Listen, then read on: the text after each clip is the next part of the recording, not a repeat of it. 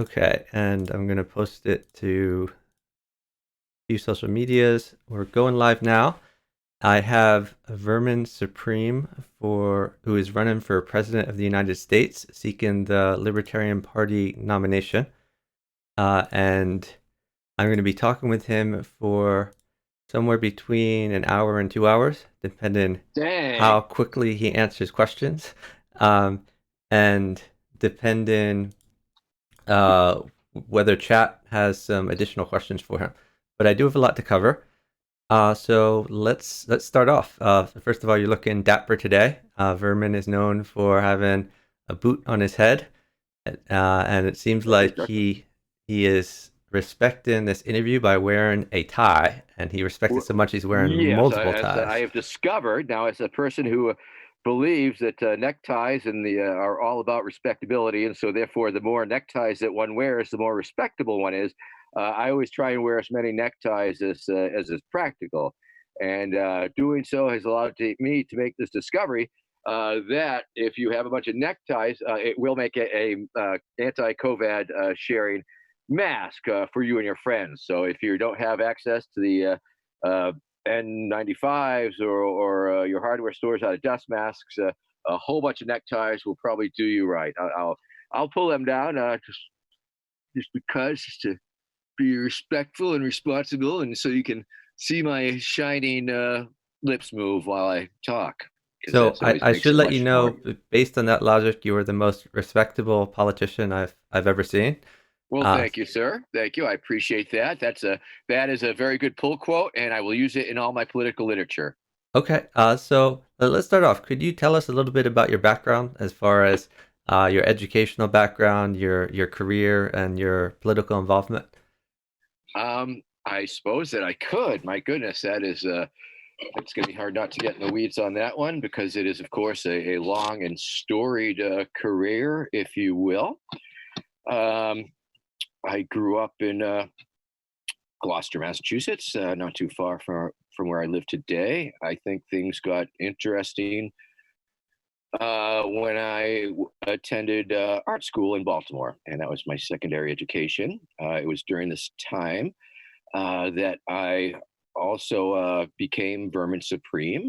That was approximately around 1986, where I was, or tail end of 85, actually. And at that time, of course, it was sort of the tail end of the punk rock movement in Baltimore. And as I had referenced, the art weirdo scene, which I was certainly a part of. And so it wasn't unusual for friends of mine and individuals to take on different names as a stage or a performing name or what have you. And at the time, I was doing bookings and promotions at a couple nightclubs in Baltimore, the Marble Bar and Vermin Supreme's Fabulous Galaxy Lounge. And at the time, they were the only original independent rock and roll outlets for any bands that was not covers. And I became Vermin Supreme a little bit before then, but was using the tagline, all club owners are vermin, all promoters are vermin, all booking agents are vermin, and I was going to be the supreme vermin. Unfortunately, I could not keep that up too long, but nonetheless, it was a short leap to all politicians are vermin.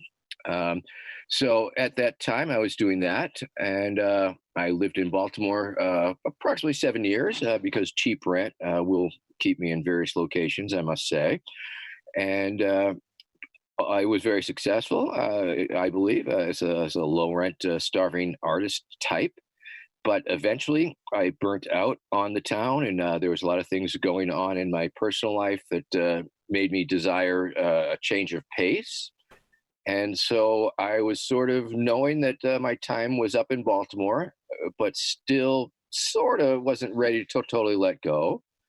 And one night in a bar called the Two Crazy Greeks, over a couple pitchers of beer, I threw out the idea that I was going to run for mayor of Baltimore. And of course, at the time, having working the door and working the stage and knowing all the bands, I knew a lot of people in the scene, and figured it would be a good reason or a good excuse or at least an interesting project. So ultimately, my first political campaign was not based on politics. It was more so out of boredom or looking for something to do. That being said, it wasn't too long after making that pronouncement, and it wasn't really, I didn't spread it around that much, but um, my burnout on Baltimore completed itself, and I just needed to get the F out of Dodge. And but I wasn't sure exactly where or what direction that would take. However, one day, and this was a couple weeks after reading a Mother Jones article, it was a covering and talking about the Great Peace March, which was the Great Peace March for Global Nuclear Disarmament. And it was from LA to DC. And it was this amazing vision, this amazing mobile, moving protest that was going to cross the country. And David Mixner, who was the Democratic political strategist, I think, operative, I guess is a better overall term, was putting it on. It was his brainchild. And for some reason, he had this vision of this huge middle American movement march going across the country. And he sort of planned and spent for it as such. And they had a whole bunch of unnecessary expenses like milk crates with their own logo printed on it, tents for the marchers that were, very special specs. It wasn't off the shelf, so they had to retool. They had, he wanted to see a movie theater type of thing rolling down the road. And it made it in this article. It sounded like a great idea. I found it to be an inspiration to think about all these people doing this. But the article itself made it sound as if though the whole march had collapsed under its own weight of overextending itself in Barstow, California. It didn't make it far at all. Now, and I lamented that fact. I said, wow, that seemed like a great idea, but too bad. And then the next thing I know, a week or so later, one of my roommates brought home this peace marcher and introduced him and said he's from the Peace March for Global Nuclear Disarmament. And I was like, really?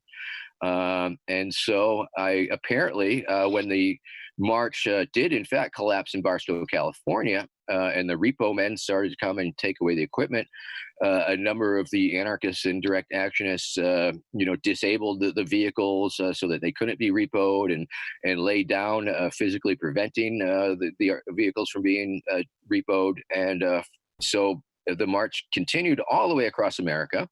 And there it was in Baltimore in Memorial Stadium parking lot. And I was totally blown away by this mobile city of 5,000 people and the entire infrastructure to make it move down the road, which included, dozens of porta potty trucks on trailers. It had its own sewage pumping system. They had giant water trucks for watering the marshes. They had like a number of different kitchens, a couple regular kitchens and a vegetarian kitchen and prep trailers and info trailers and school buses that acted as actual schoolhouses for the hundreds of kids that were on the march with their families. They had their own town hall. It had a mobile zip code. It was just an amazing thing to see. And it really got me very much excited. And so I went right to the local thrift store and picked up a clean pair of clothing and a change of clothing, maybe if I was smart, and a ratty old sleeping bag. And then I proceeded to join this march on its way to DC. I think they were walking 20 miles a day, but I think they slowed it down at that point to stretch it over a couple more days. And then spent a weekend in DC with all these activists and anarchists. And they were throwing all these sneakers that they'd walk across the country with over the White House fence. And there was concerts. And I started meeting some of these wonderful, amazing people that had been on this march. And so I had found a place to go, something to do, and a direction to take. And some of this crew spun off a smaller group called Seeds of Peace, and they were able to procure one kitchen trailer, one rack of porta potty trailers, a big giant 2,500-gallon water jug, and info trailer, and a couple trucks to tow these things. And they indeed, and we started being a voluntary collective that existed to move these mobile protest marches down the road. The first one that I was on was a Florida disarmament march from Kings Bay, Georgia, where they were where they had the submarines with the Trident D5 multi-warhead missiles down to Cape Canaveral, where there was where they were testing the Trident D5 multi-head nuclear weapons. And so that was a wonderful march and an amazing way to build community and outreach people along the way.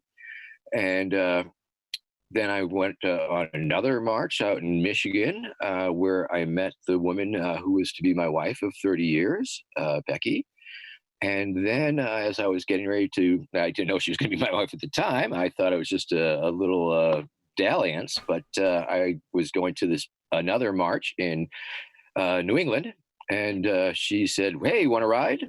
And she gave a ride, and so we started cohabitating and attending various political demonstrations around the country. Most specifically, I guess we were out at the Nevada nuclear test site in the late 80s and early 90s, where there was a massive movement of encampments on a yearly basis and a permanent campsite right across from the nuclear test site. And there was massive civil disobedience, people by the thousands crossing over the line and walking towards Mercury, the company town, and people doing backcountry actions in small affinity groups trying to disrupt the testing of nuclear weapons with some success at various points in time. And so that was a very powerful place to be. And it's where I started to learn about peacekeeping and nonviolent direct action and maintaining a discipline of nonviolence in these confrontational situations with authorities and private security forces and things like that. And there was a lot of amazing creative resistance going out there during that time.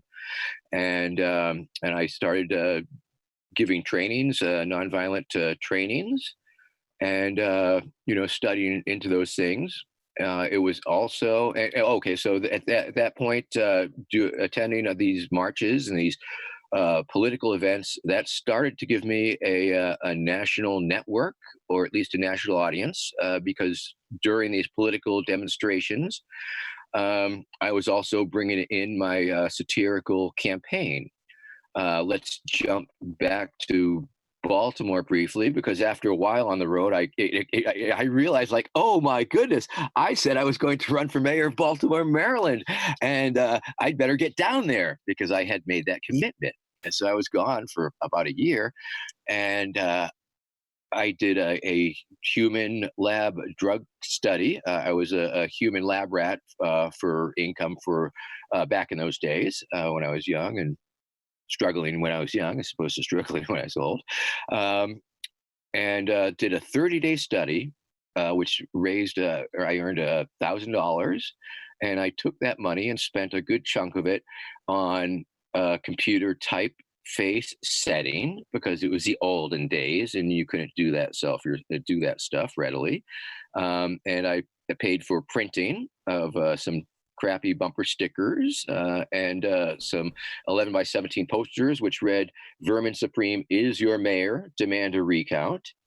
And after this study, I had those things printed up.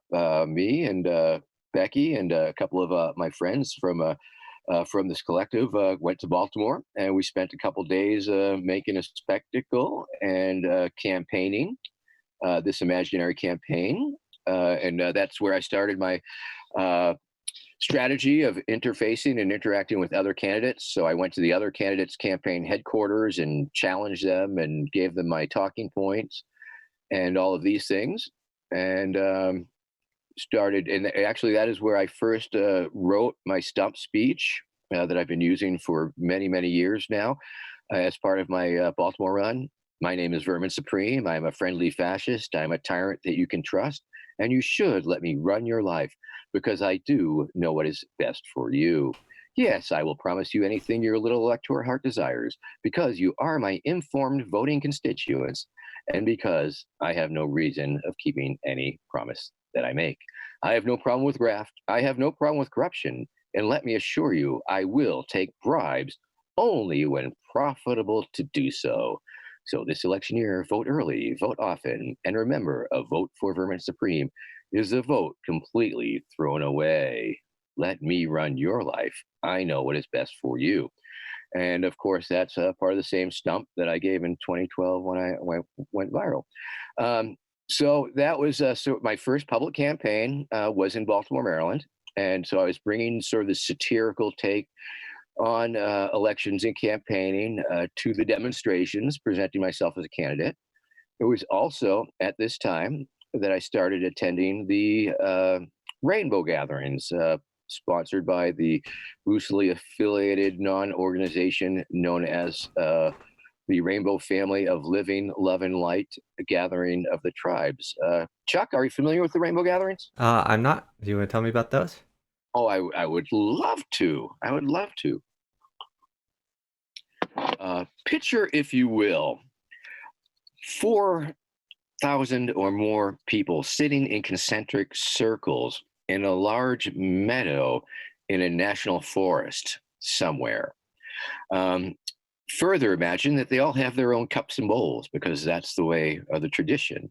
Then they're there for dinner. And all of a sudden, out of the woods, hundreds of people come out with 5-gallon buckets full of food.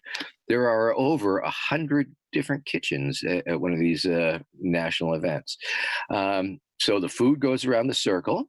Some other town criers make their way around this circle. They're telling the people important health and safety information, things to be on the lookout for, daily updates on police activity and things of that nature. And then the magic hat goes around, with often accompanied with musical minstrels, and making announcements about the talent shows that might be occurring that night. And the magic cat, because it's a non-commercial event, you can't buy anything. Although I will say there sometimes a little gray economy in the parking lot, but we'll skip that. But in the main body of the event, there's nothing to buy or sell. There's bartering circles and the like, but there's no commerce. So when the magic hat goes around, it becomes a sort of spiritual money laundering because it's a free event, because it doesn't cost anybody anything. And this is how it sustains itself. So people throw in what they can in the magic hat, if they can, and then the magic hat goes around. The hat and the money goes to the middle of the circle to the banking council. The banking council counts the money, gives an accounting to everybody assembled, how much was made, and anybody can be on this banking council. There's full accountability and transparency. And then the next day, all those kitchens will send down representatives to a spokes council, to a kitchen council, and they put out forth their shopping lists and talk about how things are going and any important issues that they have to deal with as a community. And then they interface with the supply council. The supply council takes their lists, goes to the banking council, gets the money, goes out into Babylon, as they refer to civilization, and get the food and supplies and come back, and they get it to the kitchens, and then the kitchens prepare that food, and then they bring it to circle. And that particular cycle goes on day after day for approximately a solid week, with a week for setup and a week for breakdown. Now, this is where I learned a lot, and if not most, of what I know about practical day-to-day anarchism, because it is a leaderless, hierarchically non-using system. It's an anarchistic organism. It doesn't identify itself as such, but it exists and operates in such a fashion because there are no leaders. I mean, of course, people with more skills and knowledge will rise up and you can follow them for a little bit. But then once that task is done, boom, they're not leaders anymore.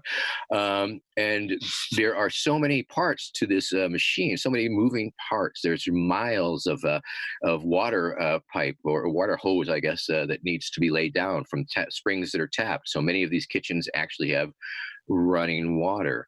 Vegetables have to be chopped. Firewood has to be collected and sawed or chopped. Also, shitters need to be dug. People have to carry water sometimes for this or other purpose.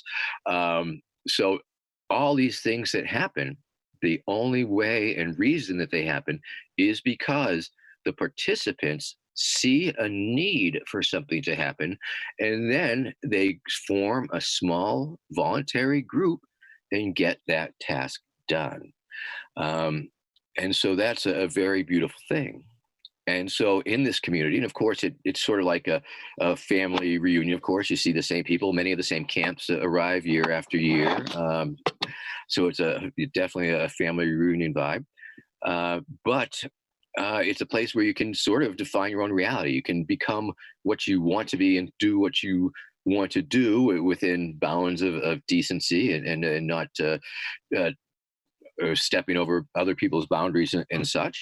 And so, for the first several years that I attended, I took that opportunity to focus more on the entertainment aspect and learning my craft as a clown, and learning to use myself and my body, my words, in ways that could make people laugh and spend all day and doing stagecraft and hosting talent shows and gong shows and things of that nature, and stretching my mind and improving and all of those things. But after several years of that, and we give everybody a few years to figure out what's going on, I also took a hard look at the security layer of this particular event, because once again, it's we don't hire staff. We don't, if we don't outsource security, no, we provide security. And once I realized that, I realized the importance of it and began to work with that crew, with that affinity group, with that. Shanti is the term that they have culturally appropriated, Sanskrit for peacekeeping. I hope it doesn't offend any Sanskritis. Be that as it may, because it's a gathering, because it's an open gathering, because there's no tickets sold, there's no mechanism to keep out people who might be problematic or that type of things. And there's a million things that can happen, and they do. People go off their meds and start having psychotic breaks sometimes, and sometimes there's people who exhibit predatory behavior who show up and things of that nature. And so we need to provide this for ourselves. Now, ideally, of course, it's different levels and layers. If it's just something that affects your camp, the community would expect your sort of camp to deal with that. If it was a situation in a given kitchen, then that kitchen would probably have a counsel and try and deal with the offender or anything. But sometimes things cross over and affect the larger community, or the offense is a little bit too much. And so we will form a bigger posse and bigger response, and offer the person who was victimized for a little bit, for lack of a better term at the moment, the opportunity to try and obtain a restorative justice. We also, give them the opportunity to take it to the authorities if that is their choice, and if that is their choice, yeah, we'll help make that happen. But we want to support the person who has been wronged as best as we can, and we want to make the person who did wrong to understand the wrongness of their actions, and hopefully arrive at some sort of conclusion, or some sort of arbitration, or some sort of agreement between the aggrieved parties. We love the restorative justice. But sometimes, maybe we decide that somebody is not a super grave risk, but maybe they get an escort, just to keep them out of trouble. Say that they're a little off or something. And also, one of the other things that we provide is sometimes we'll escort the media to make sure that they stay out of trouble. Because sometimes a lot of the rainbows are really shy about having their picture taken and can lead to confrontation. And another thing is the police, because another thing to understand is that, of course, we don't do this stuff without a little bit of opposition from our friends at the federal government. And because we are gathering on federal lands, it comes under the jurisdiction of the Agriculture Department, the National Forest Agency, and they have formed an incident command team of law enforcement officers. We call them LEOs, of course. And they have spent up to $1 million of taxpayer money in different years to come in and essentially create incidents, which include illegal checkpoints, jacking people up, searching their stuff, arresting them on stupid nonsense charges, arresting people for nudity deep in the forest in the middle of nowhere, ticketing people for having their dog off a leash, having cannabis or smoking cannabis, or and once again, this is out in the middle of nowhere, miles and miles from civilization. Essentially, there is no reason for a lot of their behavior, and a lot of Vermin, times it Vermin. creates a very I confrontational. Vermin. I Uh, hate to interject, but yes, so it sounds like you have a lot of experience with anarchism and voluntarism. yes. Do you have executive or managerial experience that you think would transfer well if you were elected president to manage in a large hierarchical structure? I would have to say that those are skills that I am sure that if I was given the opportunity and needed to do that, I'm sure that I could get up to speed. I have been involved in also the disaster relief group, the American Rainbow Rapid Response Team, doing helping them do communications and things of that structure. But in terms of straight up managerial experience, I would have to say not so much. But once again, um, that is truly, I mean, it's what, of course, what we are hoping for, what we would like to achieve.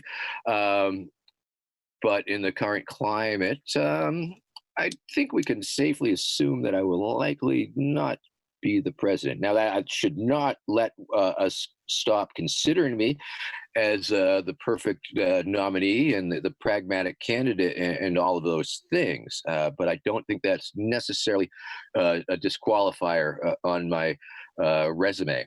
So And if I so could get back to my story real quick, I'll try and take it up to the present oh, okay. and wrap it up. And so another one of those services was giving cops escorting cops. And so I was able to start using this crisis management skills, this humor skills, making fun of the cops, propagandizing the cops, and keeping the cops out of trouble and keeping the participants safe. And it was doing those.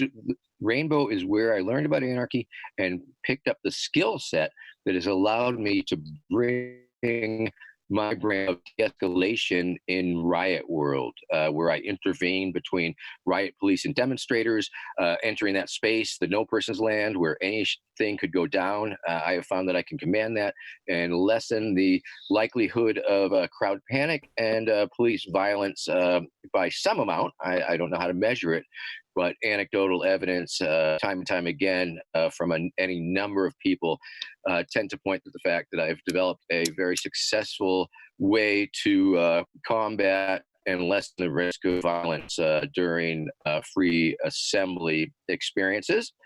Um, and of course, that dovetails in, me running for president, going to the New Hampshire primary, 92, 96, 2000, 2004, 2008, 2012, where I became quite famous as a viral internet personality by doing that glitter bombing on Randall Terry, a known homophobe and anti-abort activist. And from there, I became a meme and just sort of became, this internet celebrity, this highly highly respected political satirist, beloved by millions around the globe, and who has a audience, a fan base that crosses the political spectrum and goes into some even sketchy places that I'm not a fan of. But these are things that I am bringing to the table. This 27 years of activism, of satirical campaigning that has brought me a level of notoriety in the media and in the general population that has made it arguable that I may indeed be a very practical and pragmatic choice for the nomination of the LP. So So there. do you think that your art school background has informed your satire in the way of performance art, or do you not see it as performance art? How do you see what you're doing? Well, when I was a much younger person, I think I wanted to be, because I was closer to the art scene, if you will, and I sort of thought I might be a performance artist, wanted to be one a little bit. But as I grew older, I understood what I was doing in a very different context. I understood it to be a very specific communication strategy that I have developed using the satirical platform planks of the toothbrushing and ponies and the zombies, all things with a great cultural resonance, apparently, and the use of the boot as a brand or as a market signifier.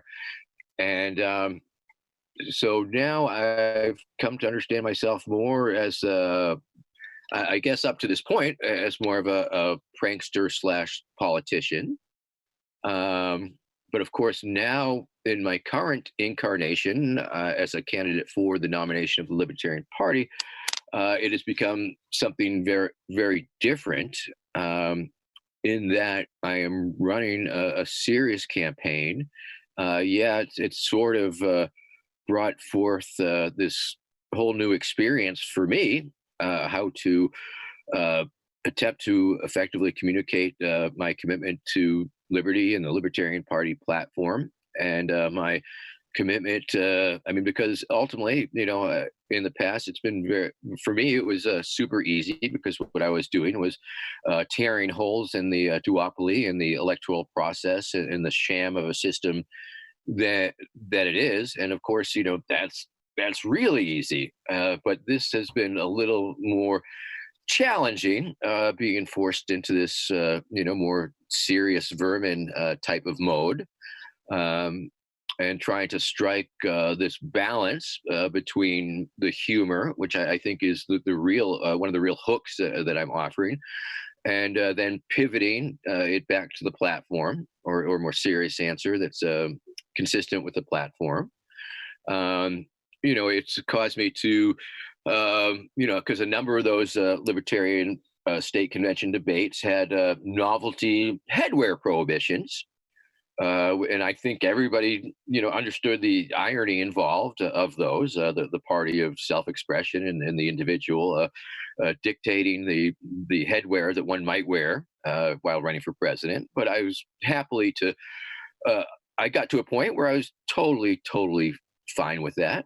I think the first one debate that reached out and threw that out to me, I was like, "What? I don't think so. That's an affront." But it didn't take me very long to get over that and get over myself.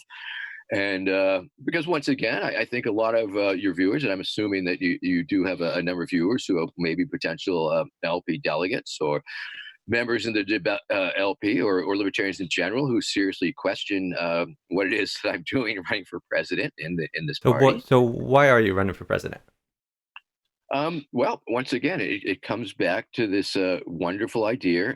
I run because I can, because this is America, because the Constitution sets a pretty low bar for anybody to run for president, of course. And the wonderful thing about the Libertarian Party is it is also incredibly open, that allows anybody who's running for president to say that they're running for president as a libertarian. And of course, that you know creates some conflict when some people who don't totally grok the concept of what we're trying to present jump in. But that's okay. And another thing I love about running for president is it is a self declarative statement. Once you make the statement, my name is so and so, and I am running for president, it becomes a fact, an indisputable fact that nobody can deny you. Now, it's your choice if you want to interface with the FEC or try and raise money or try and get votes. But just the mere fact that you say you're running for president makes it a real thing. And and for me, of course, it has been a very small niche, if you will, running for president. I mean, there are millions of writers and millions of actors and millions of artists and millions of musicians and all of these creative types that are trying to get to the top or get to a point in their field where they're known and respected or selling lots of records or whatever their goal is, I guess. And because I was able to find this small niche, and once again, not unintentional, but it eventually evolved into this thing, I was easily able to become a nationally known figure because of my presentation as a fringe candidate. And so it became a tool for me to utilize in as part of my communication strategy, sort of co-opting the duopoly presidential primary, especially in New Hampshire, because New Hampshire is very special because it's such a small state, and that right after the Iowa caucuses, every last damn duopoly candidate is there in force. They all have campaign headquarters. They all have campaign staff. They all have campaign buses. They all have campaign events, and they all have town halls. They're bouncing left and right all around the place. The media, who is attracted by this particular spectacle, brings other media, and it essentially attracts media from across the nation and around the globe that cover this. And so, as part of my strategy, once again, unintentional, it just worked out this way. I found that by interacting and bird dogging and approaching the duopoly candidates, the real candidates, and asking them the stupid questions about, do they support weather domes or interstate roller coasters or free ponies or toothbrushing, that not only could I elicit a much more interesting response than if I were to ask them something about a real world event, but I also found that the media very much enjoyed it and the people very much enjoyed it. And so I guess I used it as a way to help propel forth my critique and make them seem foolish, the other candidates, and have been successful, I think, in almost any way of looking at it, other than financial, maybe. But it has allowed me to, enter the phrase. The phrase, for example, "free ponies." That is a phrase that I essentially coined and put out there, especially in 2012 when I went viral and had tens of millions of hits. Um, but now it's in the political vernacular and where it's used to refer to these government giveaway programs and free stuff the government wants to give you, and the college and the healthcare, free ponies, it's derided as. But I was the initial one who started putting forth that critique of free ponies as free stuff. And of course, it is a federal pony identification system. You must have your pony with you at all times.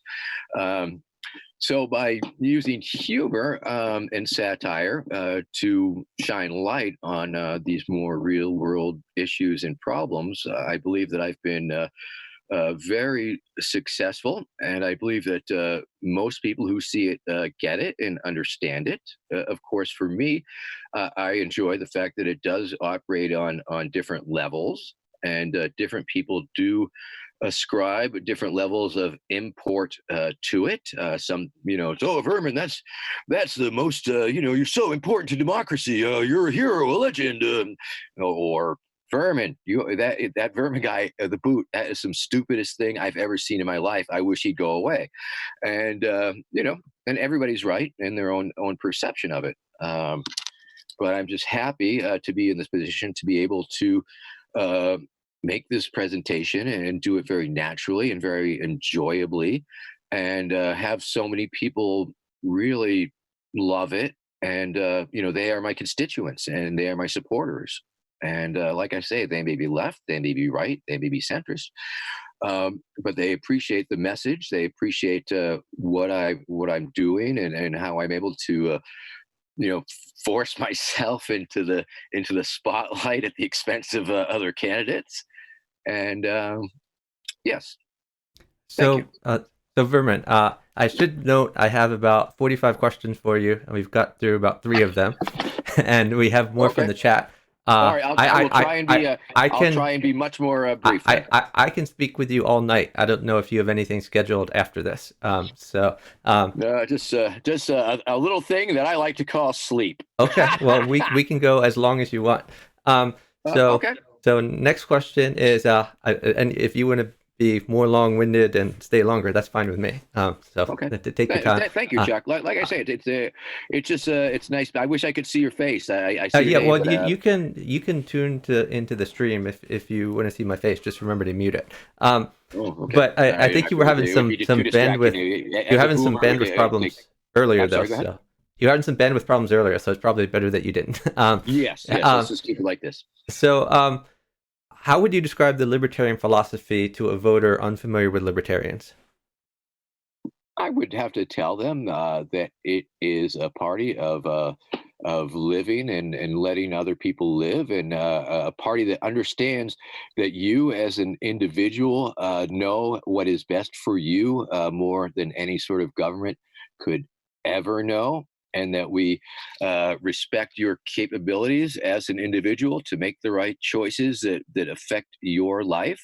We are a party that is all about the freedom of the individual. And we believe that the government and the way they currently operate essentially prevents humans from living to their full potential.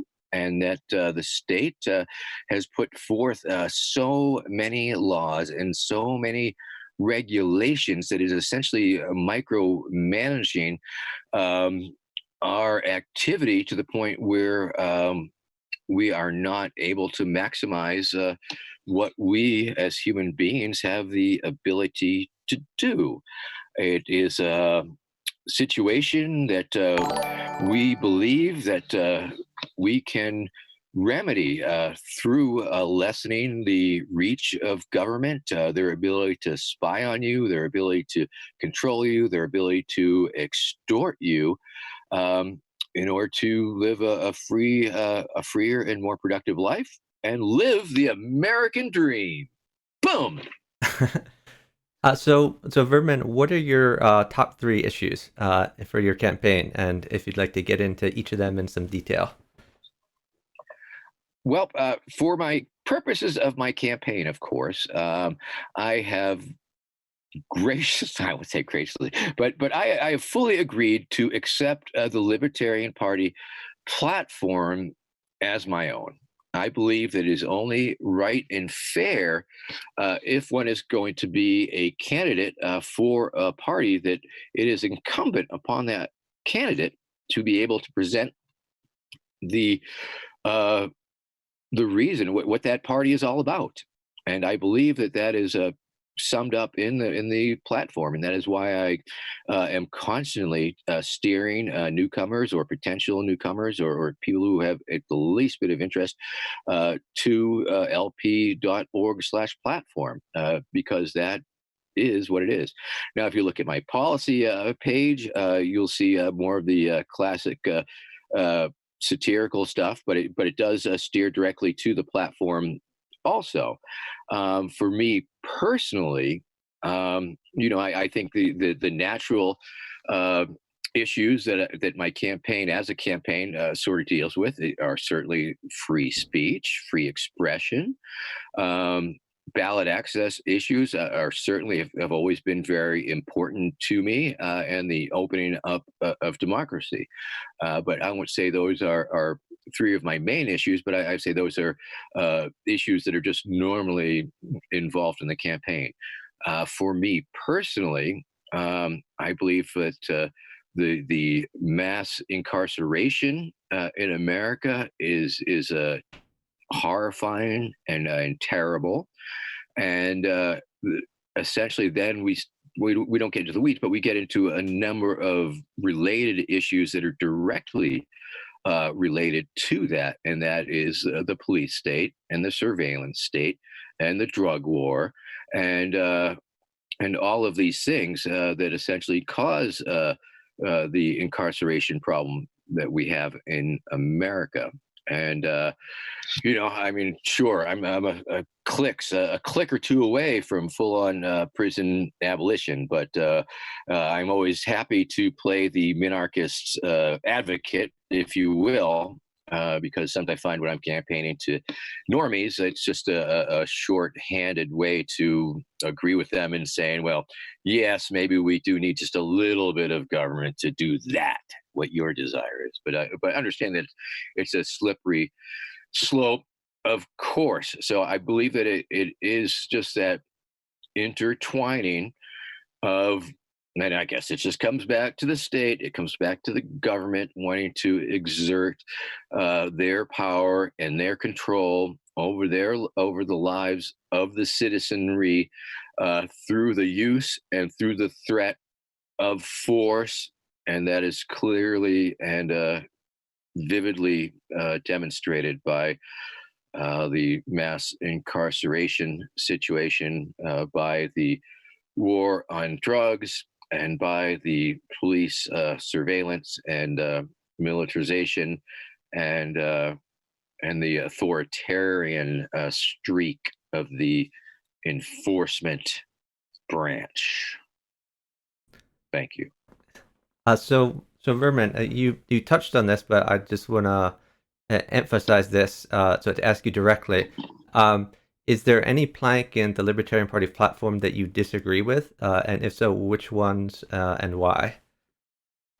Well, once again, I think our platform and our vision, like the visions of many, um, somewhat rely on the prerequisite of a purely not necessarily altruistic, but caring, a responsible. It requires and it assumes that everybody is going to be responsible and cognizant and do the best thing and not trespass against their neighbors and all of these things. I mean, as an anarchist, I'm always wishing and looking towards this post-state society, but I've always really doubt we'll ever really get there. It's something far, far in the future. So as that relates to the platform, I suppose some of those things that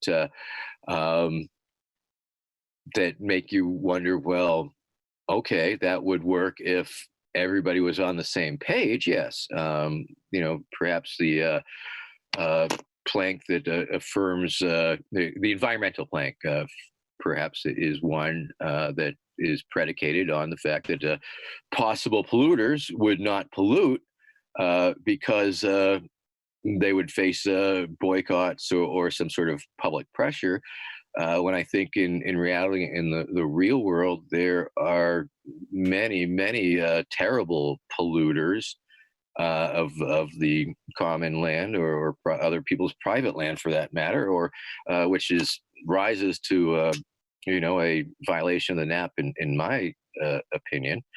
And all of a sudden, I mean, they don't let regulations stop them, and so we're relying on disapproval or shame, and I'm not above those things, but once again, I just have my doubts, I guess, if you will. So So, yeah, so that's one, and I'd have to. so Vermin, as far as your presidential campaign for this nomination, how many Yes. state conventions have you visited in person, and how many of you addressed remotely?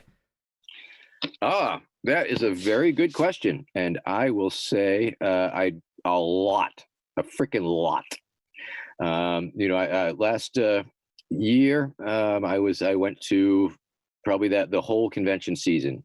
Every last weekend, I believe that I was at a different convention, and I don't know, 3 months, 10 dozen last year, and this year we were just gearing up, and I was at a slew of others. And once again, because they were every weekend, I sort of lost track, and they sort of all blurred. But obviously, I participated in a number of debates during these conventions, and had a wonderful time at every last one of them really, and met many wonderful people. And one of the things that I very much enjoyed about attending the conventions is it was where I really did my best work, I think, in terms of presenting our vision and our ideas, and not convincing people, but just having people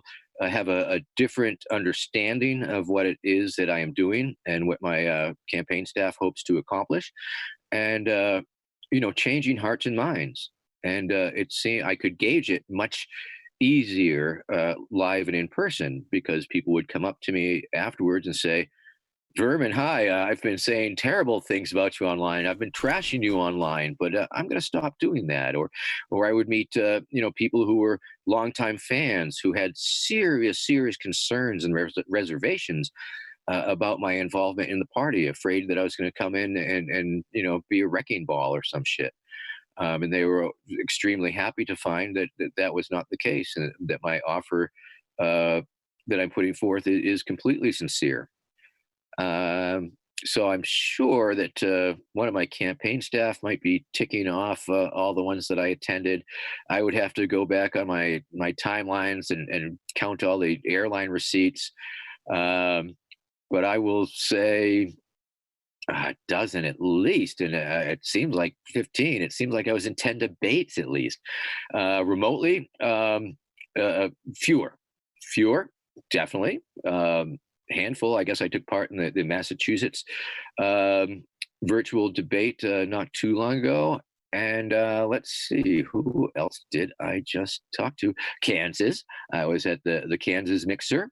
And once again, I would have to say that several others. I can't give you a quantifiable number, but let me say that indeed attending all those conventions and conferences and events, I would not have done any of those things if this was not a serious campaign. If it was, once again, just a lark, I would never ever be going through the efforts involved to actually seek the actual nomination. It's a campaign, and I know it's a real campaign because it's had a number of strategic considerations. The Natural Law Party in Michigan, they reached out to me. They said, Vermin, we'd like to put you on our ballot. If you want to be on our ballot, you can be on it. And I declined because I understood that would not go over well with the Libertarian Party. In New Hampshire, I had to forego choosing a duopoly, one of the duopoly ballots to be on. And traditionally, that's where I get a lot of my publicity. In the past, in the New Hampshire primary, in 2012, I came in third. In 2016, I came in fourth, getting more votes than some of the real candidates, more than the former governor, Jim Gilmore. It's gotten to a point where any duopoly candidate that wants to run in the New Hampshire primary has to seriously ask themselves, can they get more votes than Vermin Supreme? And I guess I sort of pivoted. I don't think I deflected, but No, whatever. it sounds like you answered lots, and that's good. Yeah. So No, it's it's not just an internet campaign. It's not just a pretend, and I'm not just saying I am. No, I mean, this campaign is. Oh, sorry, I should have had my suit jacket on. Much. Yes, thank you. That's better. uh, Oh boy, do I look sharp or what? you Hell look very yeah. sharp. So Vermin, let's talk about your campaign infrastructure. Who's your Yes. campaign manager? My campaign manager is Desiree Lindsay from Texas, and she reached out to me over a year ago and asked me if I was interested in running a more serious campaign. And I eventually agreed, knowing full well that it was going to take a lot of work and a lot of effort and possibly a lot of heartache and grief. And certainly I was expecting opposition, and opposition is totally fine. I like, I understand when people uh, disagree with my feasibility as a candidate. It's just when it gets vitriolic. But we've got a good solid dozen principled libertarians, some from the right, some from the left. Of course, there is a Spike Cohen, who is my running mate, a wonderful ANCAP who has his own podcast and is involved in the Muddy Waters media conglomerate, his own little conglomerate. But he is a wonderful person, a joy to work with, has an amazing sense of humor, and is happy to trot out the nonlinear messaging that we believe can reach many more people than perhaps straight up linear messaging when it comes to getting to our point. And we've got people scattered across the country. We have our zippy Zoom meetings, of course. We have the general one weekly, but we have all sorts of our policy people meet, our social media people meet. There's a lot of moving parts, and it's like I say, I've never had this many people involved doing real things on my behalf, and I am absolutely impressed. And ultimately, it is my campaign staff that validates or affirms in my mind that what we are doing is indeed a real thing, because they truly do believe that this candidacy offers the LP an opportunity to move forward in a way that it might not be able to otherwise, by utilizing my candidacy and a little bit of a silly absurdity and using humor as a weapon aimed at the duopoly and the electoral system and the like. And if they didn't believe in it, I would have to question it myself. And if I wasn't me, I would be questioning it. And of course, I have questioned it. But because I am me, obviously, I have to put out the most positive spin that I possibly can. Thank you. I'm Vermin Supreme. So, Vermin, do you have a coordinator or a campaign presence in all 50 states? Um, you know, as a meme, I sort of do. I have state coordinators in I don't know. I don't know how many states exactly. I certainly have the state for Vermin Supreme. I have Facebook groups in all 50 states. But in terms of a massive organizational structure in each state, I will have to say that not quite as much as I would like. So, how much money have you raised so far for this campaign? I have raised more money for this campaign than I have spent on all previous campaigns combined. I believe the latest quarter, I believe we ended up claiming $27,000.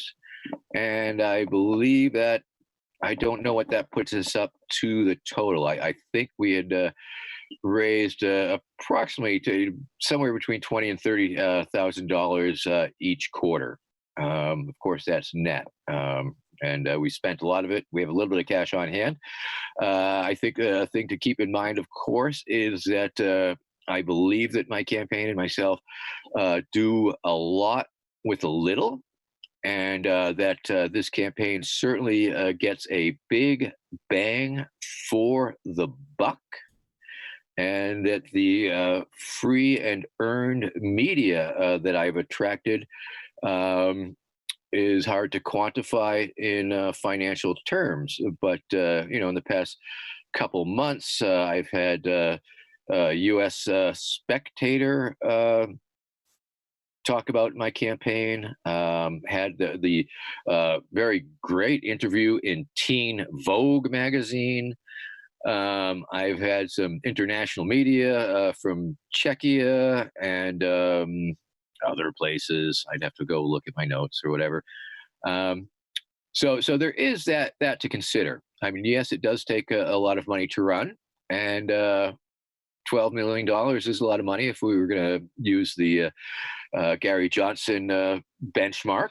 But I do believe that we have a lot of talented people in the LP, and if I were to be the nominee, and we were able to kick all gears into high gear, and that we could get out there. I mean, what's it take?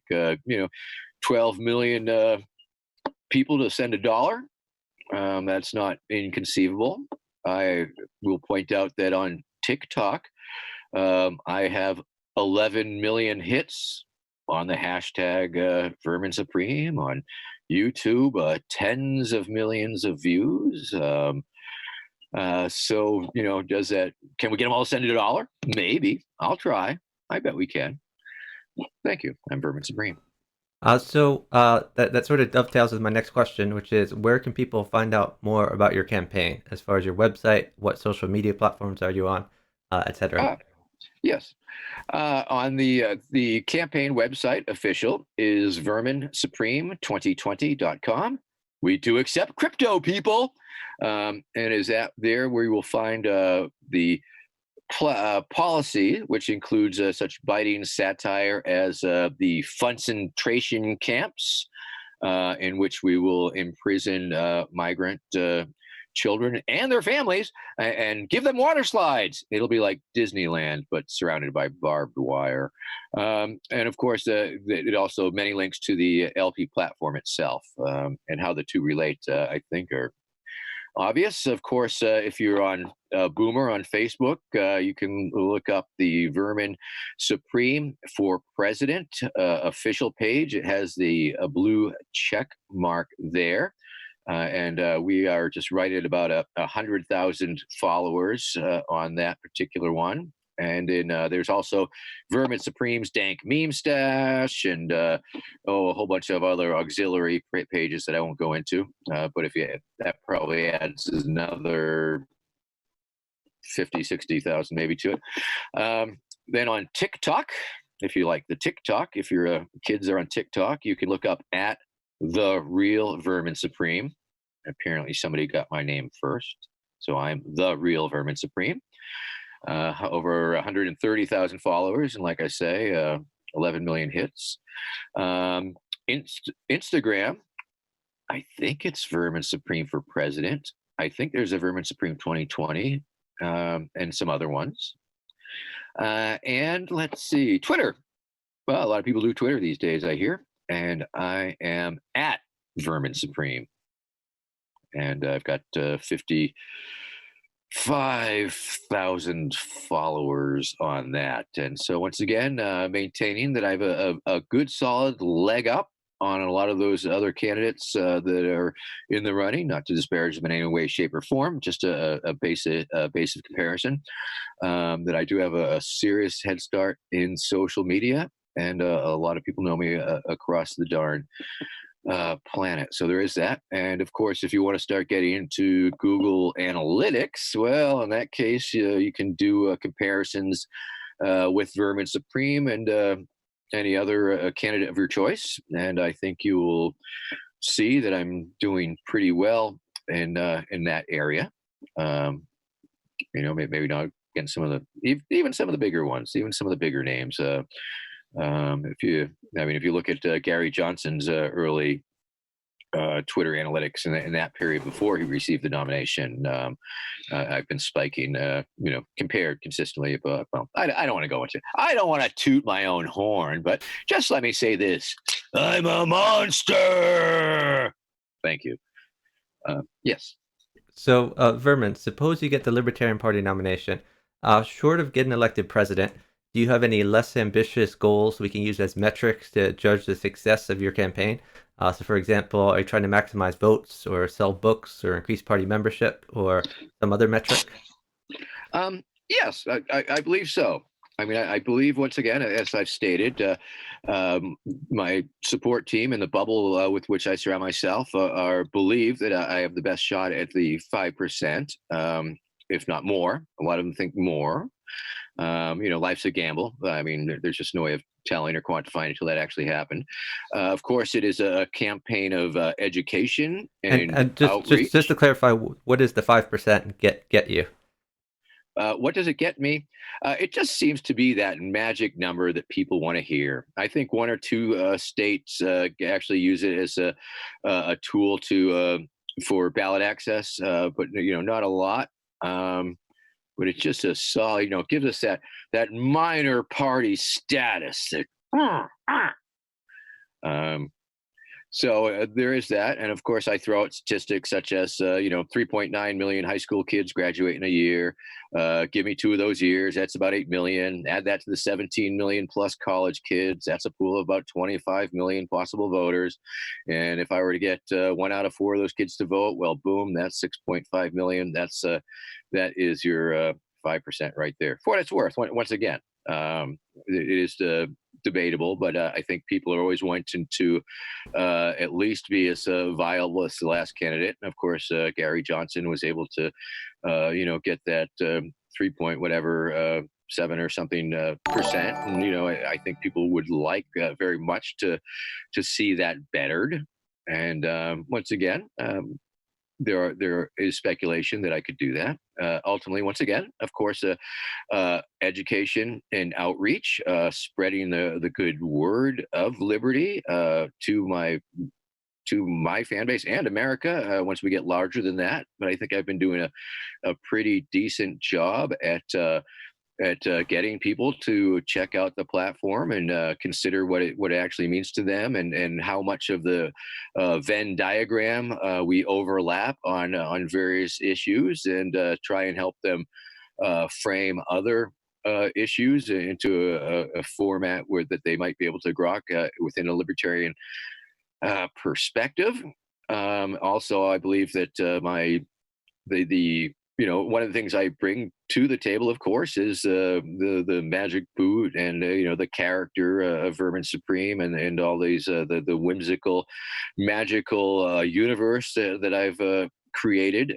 But I believe that these are tools that we can use to educate people. I would recommend that you check out the Learning with Vermin series. It's a 3-piece series that utilizes a fictional representation of a campaign staff and me as the candidate, and all these potential volunteers that we're trying to teach.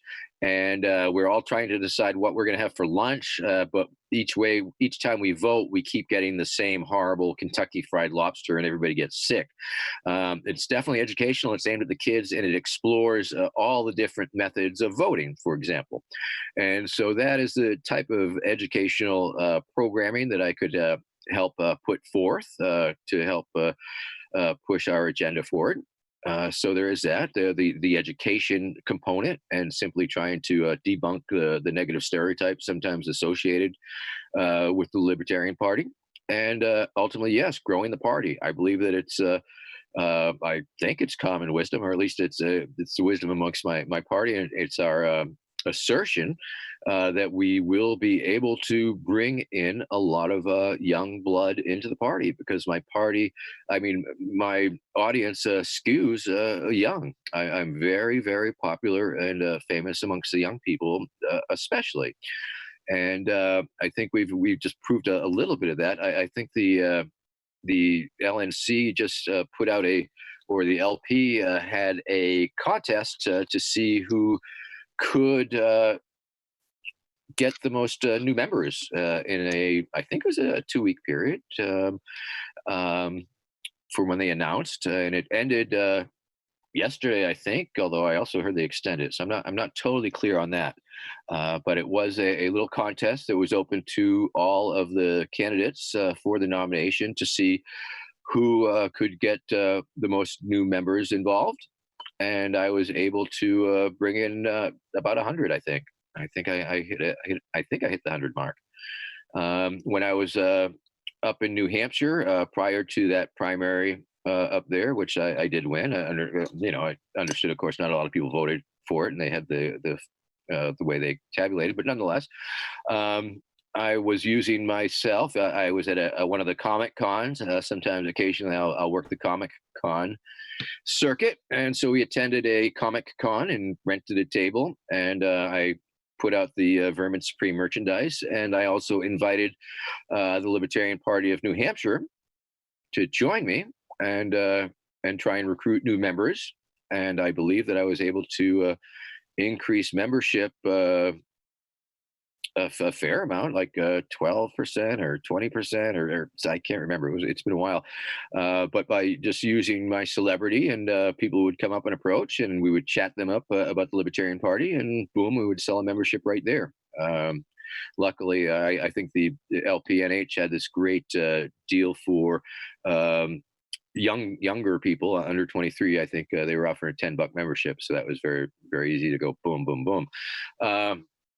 So yes, it is a combination of all the three, attempting to reach out to the voting electorate, trying to activate the 140 million disaffected, disillusioned, disgusted voters in America who have given up on politics, who simply don't vote. I believe that a Supreme candidacy would be very attractive for them as a way to re-enter the system, for the ultimate FU protest vote, if you will, which I've been considered in some circles. And the thousands of subcultures in America, Magic the Game nerds, and the Comic Con nerds, and the roller derby girls, and the kinky sex nerds, and the Robert Rules of Order nerds, and just all the political nerds. It all falls under this nerd geek culture, and ultimately they are my natural affinity. They have an affinity for me as a meme candidate, and as someone who understands their subculture needs. And so I've been reaching out to a number of these, the Juggalos, for example. I mean, a lot of these groups are terribly underrepresented, and I think many are aching for the opportunity to express themselves in such a fashion. After various candidates dropped out, I'll go back to the New Hampshire primary. We had some great interactions with a number of the supporters of the various candidates. Joe Biden supporters hated me. Elizabeth Warren supporters hated me. But the Yang supporters did very much like me and appreciate me. And in fact, after Mr. Yang dropped out of the race, we recruited several former staffers, former paid staffers who came over to us to work because they believe. So Tulsi herself and her staff were extremely gracious to us, and went out of their way to make us feel welcome at her event. And a number of her supporters are very favorable towards me, and massive amounts of the kids that were supporting Bernie love me like crazy. We attended one Bernie event up in New Hampshire, and I made a personal selfie record, about 1,000 selfies within a very short period of time. And now, I understand the concerns, but I also point out that kids are polyflexible. They are flexible politically, and they are looking for answers at that stage in their lives, and they are looking for answers, and and they go for things that make sense to them. And healthcare for everybody, that sounds great. Free college, sign me up. But yet they perhaps haven't thought it all the way through, and how it's all government boondoggles that will be terribly inefficiently run, and like that. And I believe that we can present our ideas and make them understand why these notions of government-run giveaway programs are just not feasible at all. Tulsi Gabbard herself, when I asked her if she had read the Libertarian Party platform, she said that she had not. Jess Mears actually got her copy a little while later and handed it to her. But she did respond with a very impassioned anti-war and pro-civil liberties diatribe. So the Venn diagram, there is the agreement, and there are different policy solutions that we can put forth as an alternative to their policy solutions. So I believe there is a lot of opportunity to bring a lot of people into the party, especially now that are looking for that third, a new way, a different possibility, a different way to address the um current state of affairs. Yeah, so I think I've been the cameraman for quite a few uh, pictures with Vermin. So even back to I think 2013 when I first met you, the New Hampshire Liberty Forum, if I recall correctly. Um, Yes. so Yes. so yeah, everyone wants their picture with you for sure.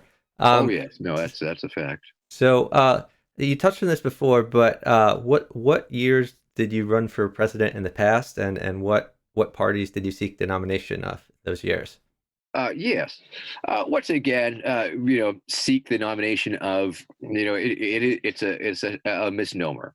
It wasn't what I was really doing.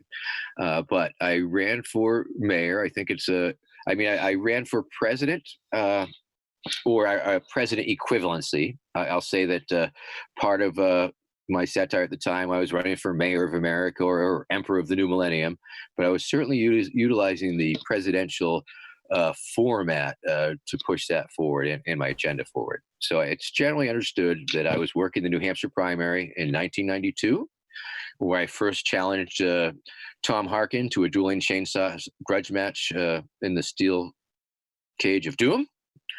Um, and then in 96, where I also attended the Democratic National Convention. I didn't attend, but I was protesting outside, and where I learned a wonderful thing. I was working the crowd of delegates coming into this little funnel, and this police officer came up to me and said to me, "I would like to ask you to leave this area." And I don't know why, but I responded with the polite, "Well, thank you very much for asking, officer, but I'm very happy where I am." And that was the last I ever heard of him. A very valuable lesson I learned there.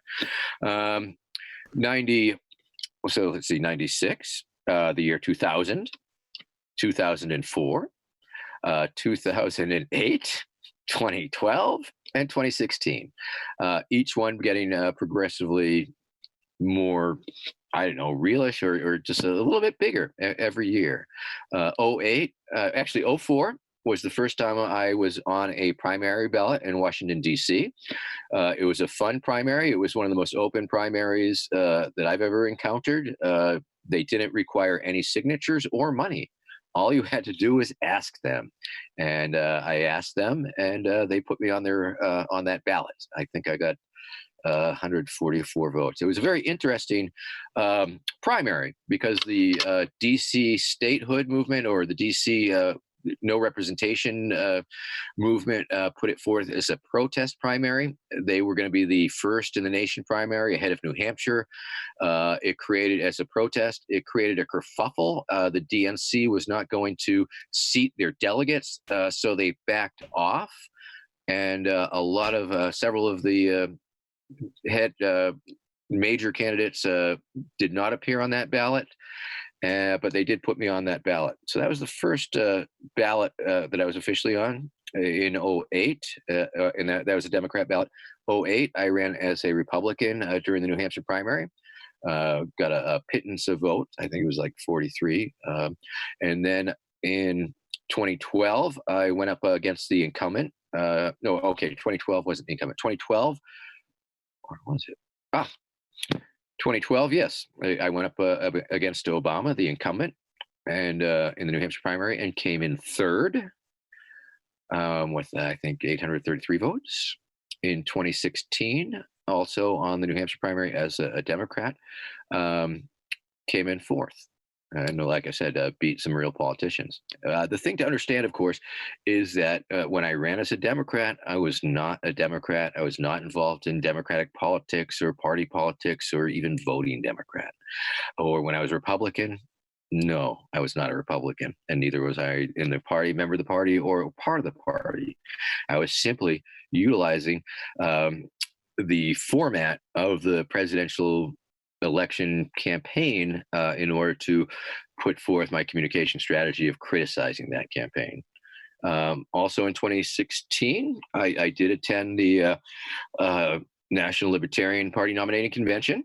That was my first National Libertarian Party convention. And I can't say that was a serious run. I think that was the last of the not totally real runs.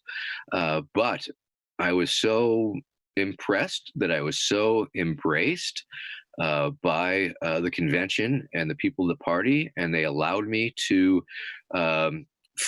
play with the conventions of a convention. And even at one point during William Weld's nomination, I think it was, I was walking around the convention floor with a chair held high above my head. I was referencing the Bernie brothers chair throwing incident that may or may not have actually ever happened at that moment, and nobody cared. Everybody was cool with it. People let me do whatever I wanted, so I understood that maybe that was the party for me. Because if I had tried any of those things at any other convention or any other gathering of any duopolies, they would have definitely thrown me out on my ear. But instead, I was allowed to like jump all over Gary Johnson and just have so much entertaining fun. That it was a very beautiful thing. I mean, it should also be kept in mind that I was it took me a long time to come to the party because I did have prejudices, and I was operating under them. And it took me a long time to find out that my prejudices were not founded.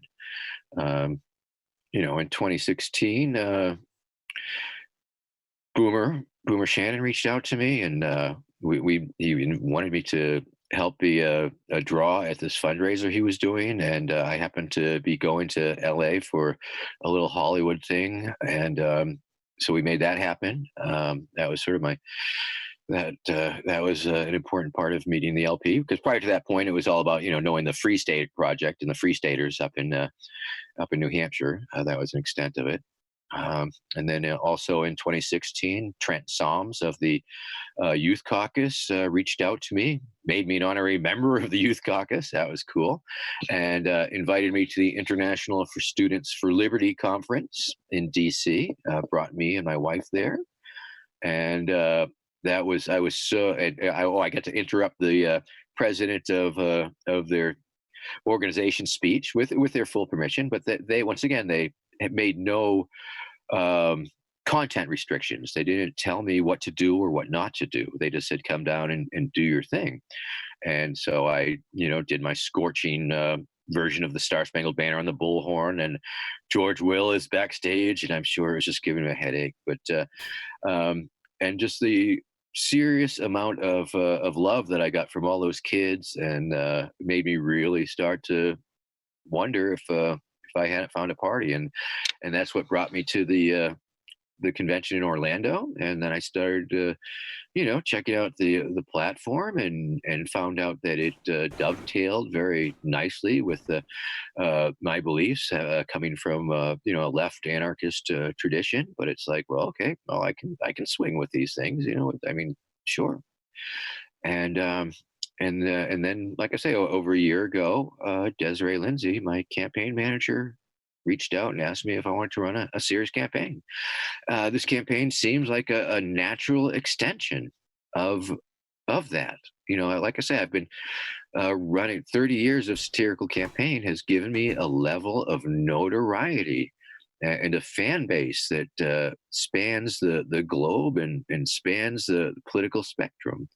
And it is allowing me, is giving me this name recognition and political goodwill and political capital, um, that I'm willing to share with the party. That this is a legitimate offer that I'm putting on the table. It's not just a vanity run. It's more than that. It's an offer. I mean, if I get it, fine. It's if the delegates agree that it is a very sensible and pragmatic thing to push me out there as a means to disrupt the duopoly and disrupt the electoral process while putting out libertarian messaging and while recruiting new members and all of those things, then I will indeed do just that. I am ready, willing, and capable. Um, but am I hungry for power or anything like that? Not so much. Not so much. I've believed that I've been quite successful in what I have been doing, and I believe that I am respected, and that's isn't that what we all strive for? So Vermin, how long have you been a member of the Libertarian Party? I am a lifetime member of the Libertarian Party, standing alongside such luminaries as Bill Weld and Lincoln Chafee. Thank you. I hope that answers your question. Sure. Do you vote Libertarian? Um, yes, yes, I do. Yes, I'm a registered libertarian at the ballot box, and Where do had you the live? pleasure What? of voting for Daniel Fishman when he ran for auditor here in Massachusetts. Massachusetts. Oh, okay. Um, so what if you were elected president, but Congress was solidly Republican or Democrat? Would you be able to enact and implement your agenda with an obstructionist Congress? How would you work with or around those who disagree with you? Well, let's see. I guess political assassination would be against the NAP, so that's out. Dirty tricks, lobbying, lots of lobbying, lots of horse trading, wheeling and dealing, promising pork. I guess that always gets things done. Lots and lots of pork. But wait a minute, that would be a counter to our message. Scratch the pork. Um, Probably a lot of individual cajoling, threats to uphold their favorite legislation, um, all sorts of political tricks, taking my message directly to the American public and utilizing the bully pulpit of the presidency to get the people who would clearly lobby on our behalf.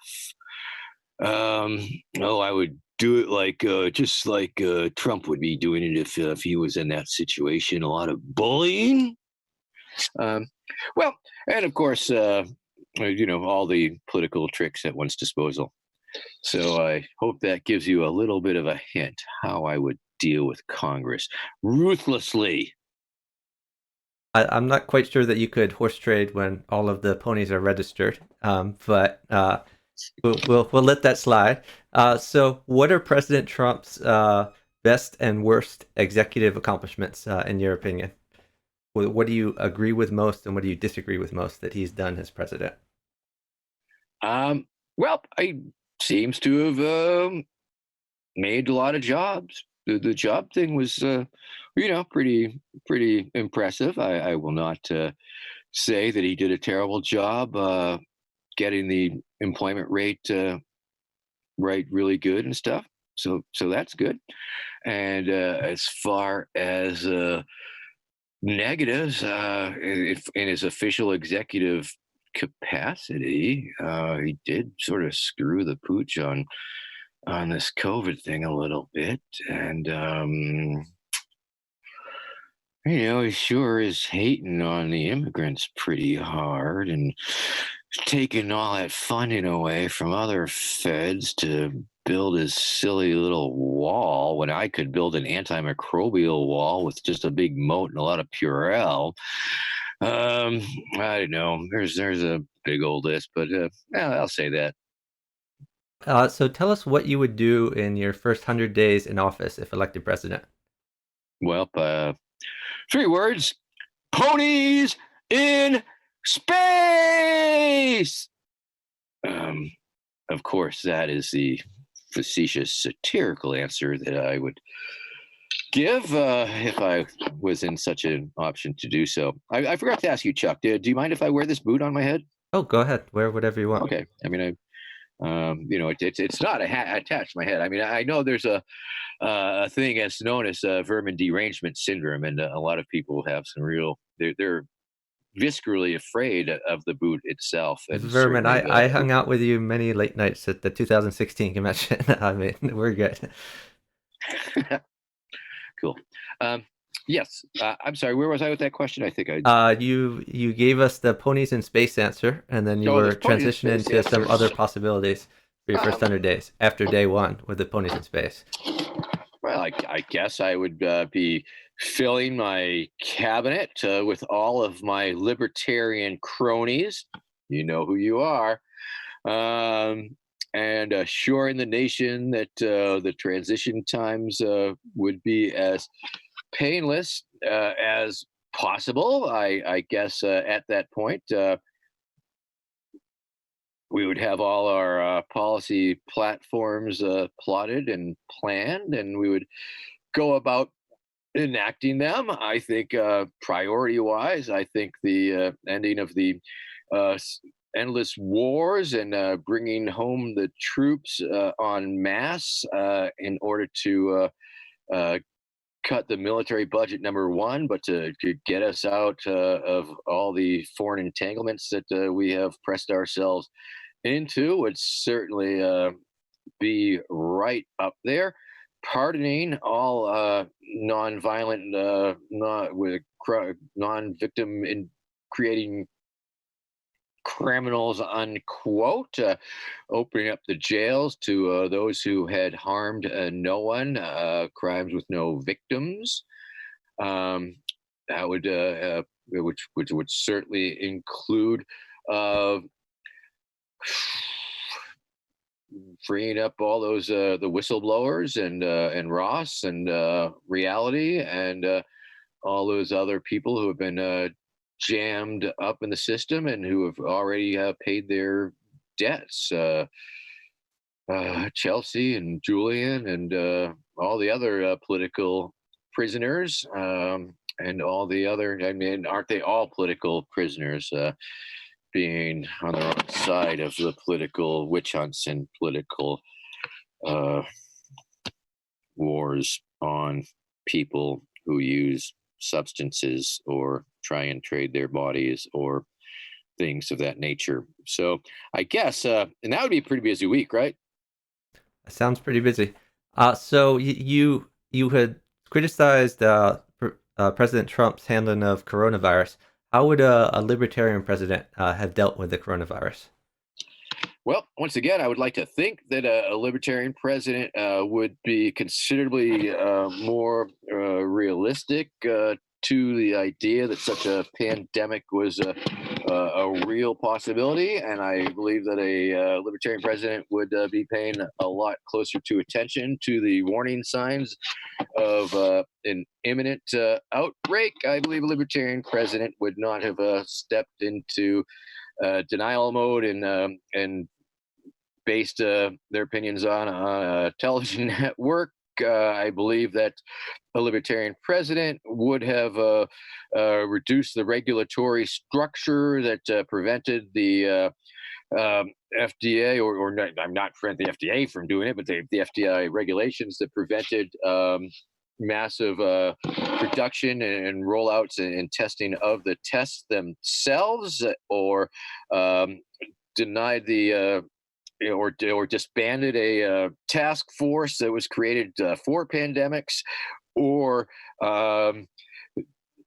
had the foresight to actually have a plan up front and ready to go when such a thing happened, including the some sort of command structure. Not that I'm big on command structures, but sometimes in massive situations like that, I'd have warehouses full of respirators and and ventilators. And I believe any libertarian president would also free the market to do those things, to produce that, to do the research and put out the vaccines and all of those things. And I believe that, of course, if there was a libertarian president who was following the science and following the advice of the medical community and was able to understand that massive testing, which could have been done up front if the preparations were in place, and the tracking of the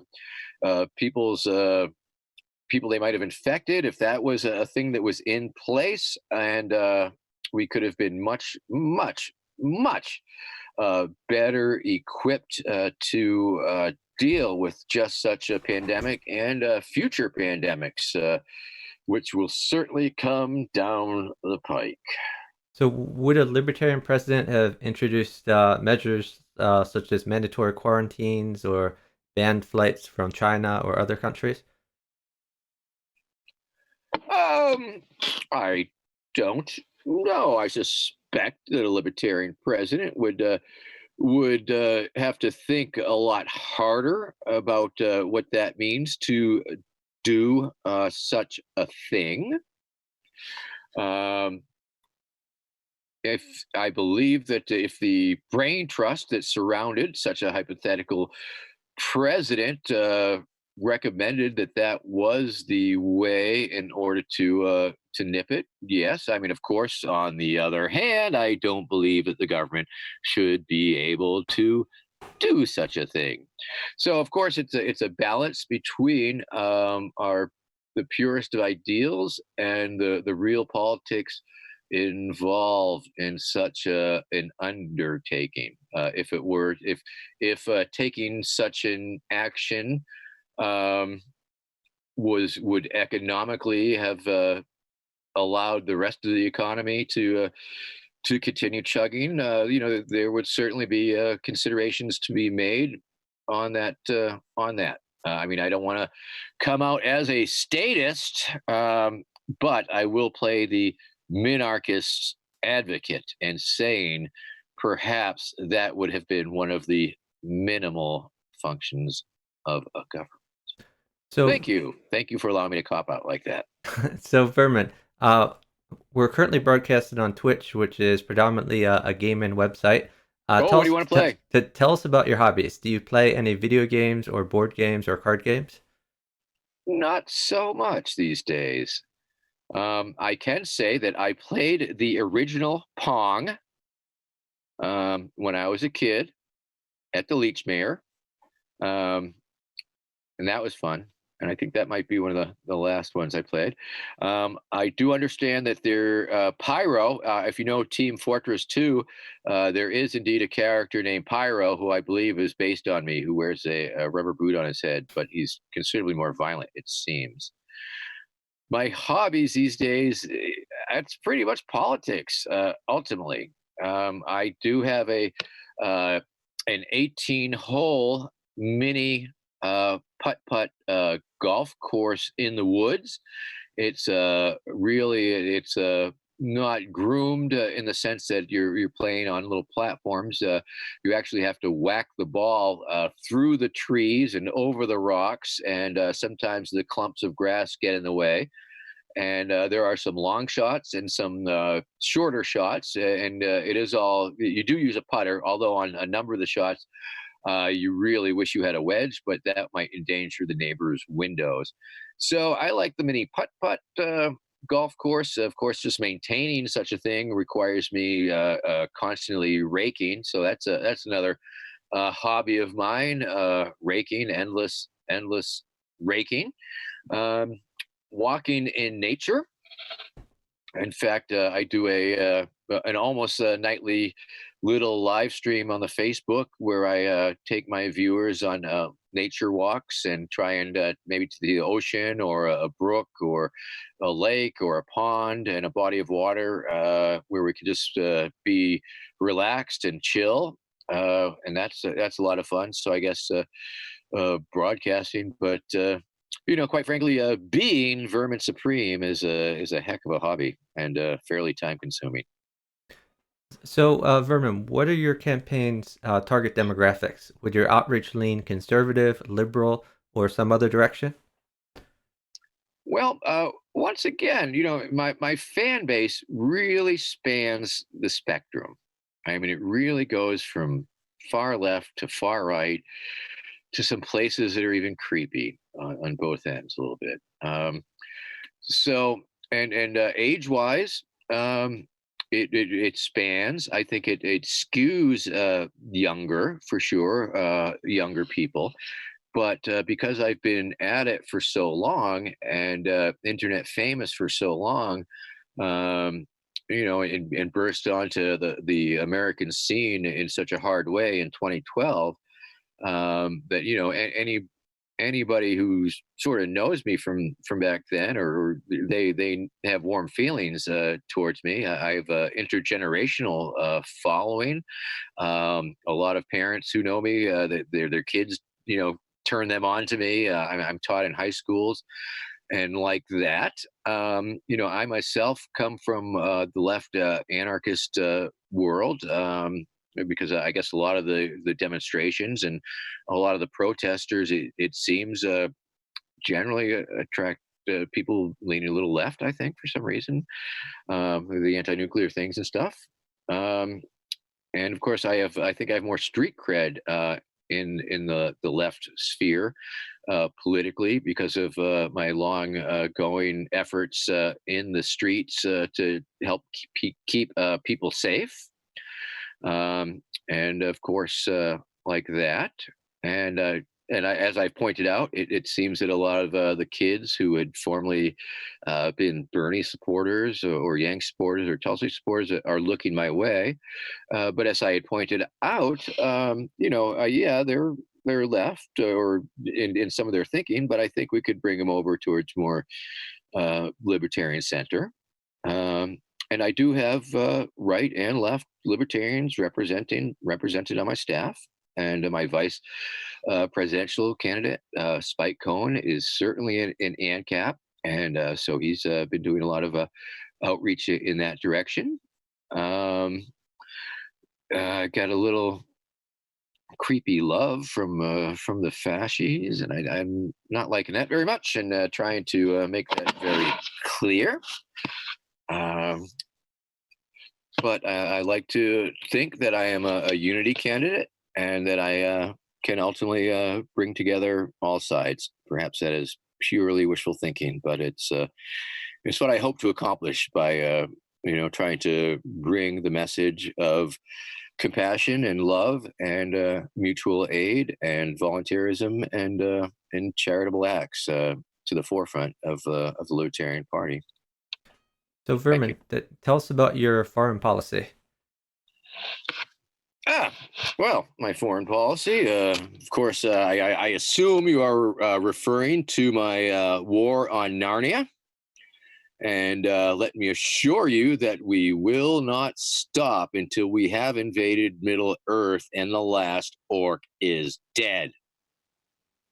Um, I can only assume that's because that is, of course, my main foreign policy platform plank. But I do, of course, in real world, defer quite heartily to the Libertarian Party platform, ending the foreign wars, bringing home the troops, ending foreign aid. Although I personally believe there's possibly some use of that in the carrot situation, but I'll stand by the platform. And no foreign entanglements. Vermin Supreme says no, free ponies for no free ponies for all and foreign entanglements for none. I'm sorry, that was the quote I was trying to put a spin on.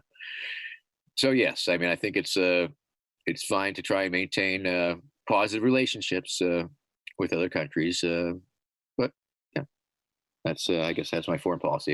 If it's in the LP platform in terms of foreign policy, that's what I'm down with because I think it's sensible and it makes sense. Thank you.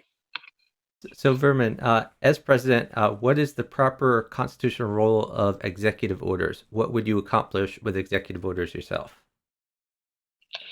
Uh, I'm not sure what their constitutional is. I'm not being a constitutional scholar and all that stuff, but I'm sure my advisors would. So I don't want to give the wrong answer on that one out of my own ignorance. And seeing as how they can be used for such thing as pardoning, yes, of course, it would go back to the first week of Supreme Administration, and it would involve a lot of pardons of all victimless crime offenders and whistleblowers and all of that. That would be a good start, and then I would have to. I don't know if we go. I guess we could an executive order bring people home? I guess an executive order, you can say whatever you want. So let's just say all of the things. So, Right? what would you do about climate change? Climate change. I would change the climate. That's for sure. And I would accomplish that through weather domes. Too hot in the summer, too cold in the winter. We can change that with weather domes. Well, once again, the climate changing is certainly a very real and a very major issue. I believe I'm not one to deny the science and the general conclusion of the scientists involved. Um, I sort of suspect that we're past the tipping point and that we are all doomed and that humanity is going to go down the tubes. But once again, that's no reason to not attempt to forestall the inevitable and try and mitigate the inevitable, I guess.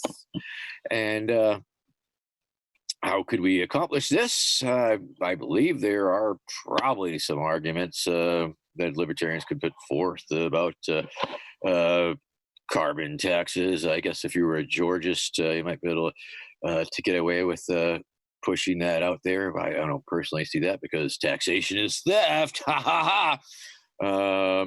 And of course, all the bully pulpit things that one could do, encouraging less consumption voluntarily.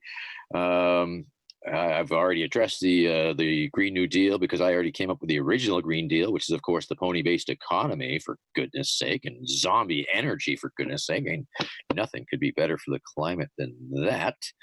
But I believe the platform itself clearly states that subsidies to any given energy product or conglomerate over the other is against our beliefs. And I believe that, of course, the subsidies to the fossil fuel industry itself has indeed been indeed a driving force behind climate change and global warming.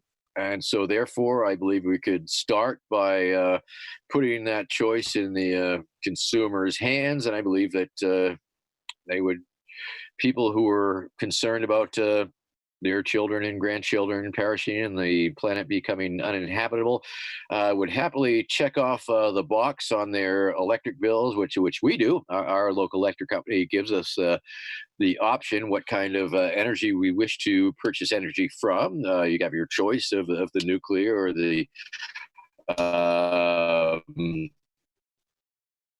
coal or the fossil oil fuel or wind or solar, and therefore the consumer has a choice in which of these will be the predominant one, and it's not the government choosing that the most environmentally arguably the most environmentally destructive technology is the one that is pushed to the forefront and subsidized to the tunes of billions and billions of dollars.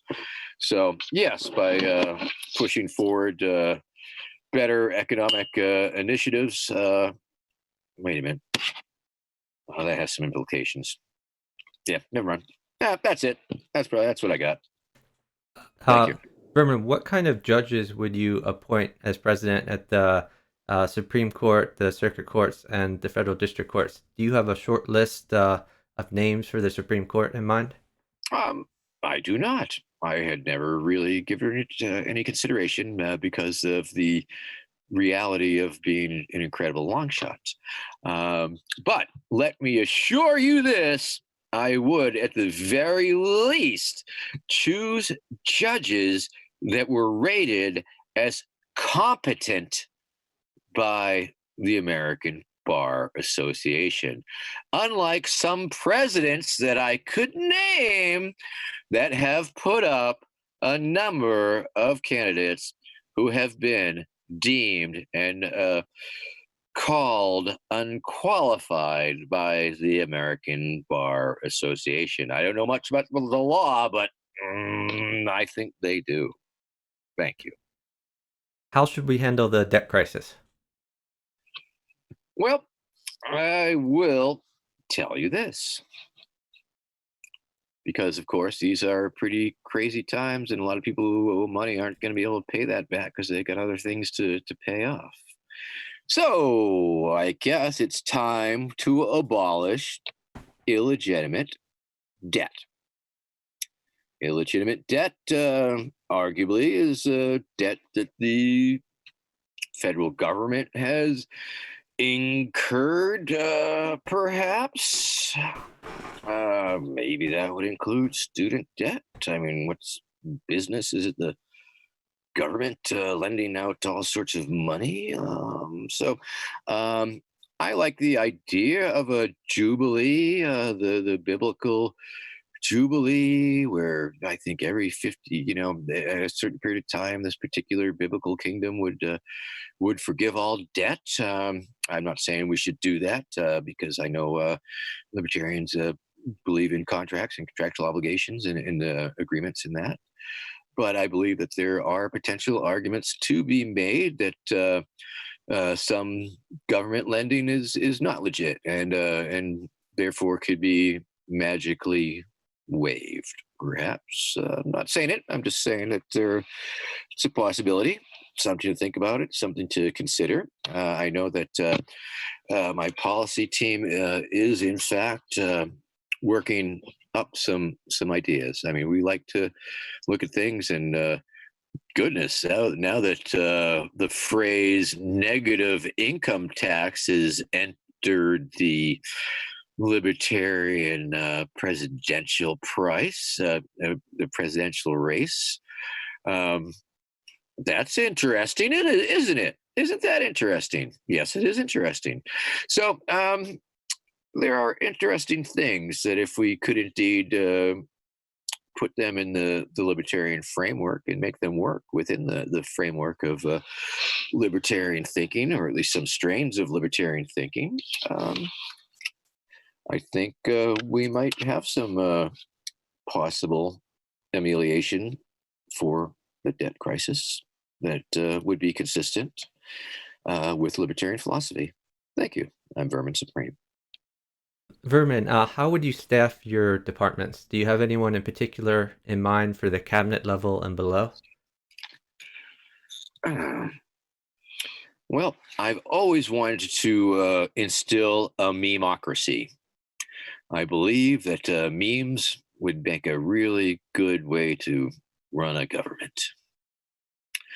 And directly, no, I have not realistically considered a cabinet. Once again, based on the overwhelming odds against me needing to actually make such real world picks. Of course, my cabinet is very large. My cabinet has lots of drawers and shelves, and yes, I've been sort of offering them to people. So if Chuck, what would you like to be? What department would you like to head? I don't know. I haven't really thought about it. But see, there you go. I could probably find a place in the Vermin administration. I am sure. Pony inspection, perhaps? That probably is not well suited to my expertise, but I'm sure there would be a lot of people who'd be good at that. Okay. So we'll send me your resume. I'll do that. What should the government do about healthcare? Good question. It should get out of the way, undoubtedly. It should relax the restrictions that prevent drug prices from going down, that don't allow the federal government to even bid on things. I guess you could end the prohibitions on getting drugs from Canada or Mexico or wherever the heck you wanted to get your generic drugs. I suppose overhaul of well, I don't know. It's obviously it's like, yeah, I mean, what do I look like, Hillary now? Come on now, why are you asking that question? Um, I would say that it's a huge system as it currently stands. But I look at things, and once again, just because the way things are certainly does not mean that's the way they should be or should continue. I mean, there are fun facts I've learned. Up until 1964, all medical care was cash based medical care, all of it. Up until 1972 or so, all medical care was not for profit. That certainly kept costs down, as one could imagine, if it was a giant not non-profit type of situation, not inconsistent with libertarian principles. Are libertarians opposed to universal health care? No, we're just opposed to government running universal health care. So access to healthcare. I think obviously the insurance industry acts as a block for people getting healthcare sometimes. The way that they're set up to choose or decide who gets which and what services. Medicare itself, I believe, drives up costs by not paying market price for the services, and I believe that's why the medical billing is so inflated and padded, and $20 for an aspirin or something like that. Um, I like to point out that back in the olden days, which weren't super olden days, but I guess they were back. But there were other models that included people. A sort of insurance policy, we will, was back in the day, people would um, contribute or tithe a percentage of their income to churches, and churches often ran charity hospitals and the like. And so I specific, and of course, there are libertarian answers such as subscription services for healthcare. Loosening various restrictions that don't allow some nurses to perform certain duties, or technicians of various other stripes that would, allow them to uh, provide different services. So I think there's so many moving parts to it that it definitely requires a whole lot of serious look at all of the parts and see how they can be modified and streamlined or changed for maximum efficiency. I recently heard a statistic that over 30% of healthcare costs are bureaucratic in nature. And of course, that's one of the things I tend to rail about, is the bureaucratic industrial complex layer of the government, where there's just so much bureaucracy involved in achieving a specific goal or set of goals, that it effectively gets in the way of such a goal uh, being obtained. So, yes, healthcare. Of course, that would include one apple per person per day, free aspirin and band aids, and if you're really sick, we will put you in Mitt Romney's dog carrier strapped on top of his car and smuggle you across the border to Canada. Thank you. So Vermin, in your earlier platform, you talked about mandatory toothbrushing. Is that still in your current platform, or have you taken that part out? Well, I think it's hard to drop such a thing, and of course there's all the credit. Well, that's not very libertarian, and of course it's not. It's a ridiculous commentary on the nanny state. Number one, it came to me, you know, 30 years ago. I was making references to mandatory toothbrushing, and that was a direct response to when the state of Massachusetts was one of the first states to make seat belts mandatory. And it was the click it or ticket campaign, but they also had these signs that said, uh, buckle up, it's the law. And I thought to myself, yeah, okay, well, that makes some sense. I guess you want people to buckle up and not go through windshields. And, I understood the state's desire not to have to pay for traumatic brain injuries and scraping people off the side. But uh, then I thought to myself, yeah, that's a okay idea, but does it really need to be a law? Does that need to be legislated? And thought to myself, what could be a stupider, more ridiculous freaking law that the government could put in place? And I came up with toothbrushing.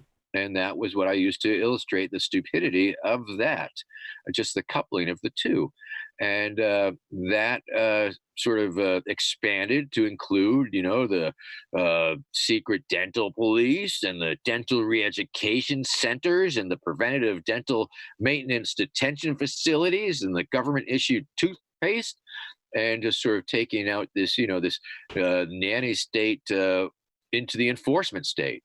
So I still believe that uh, it's a clear illustration of those dangers. I'll point out that in 2016, because I've been doing this so long, a lot of the candidates are fully hep to me. And when I asked Ted Cruz, and if you type in Ted Cruz and Vermin Supreme into YouTube, you will get this clip.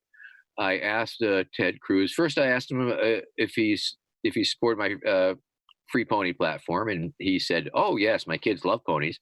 But then I asked him the tough question. Where do you stand on mandatory toothbrushing laws? And he immediately deconstructed it and turned it around. It's like, well, I don't support mandatory anything, and don't believe in the nanny state.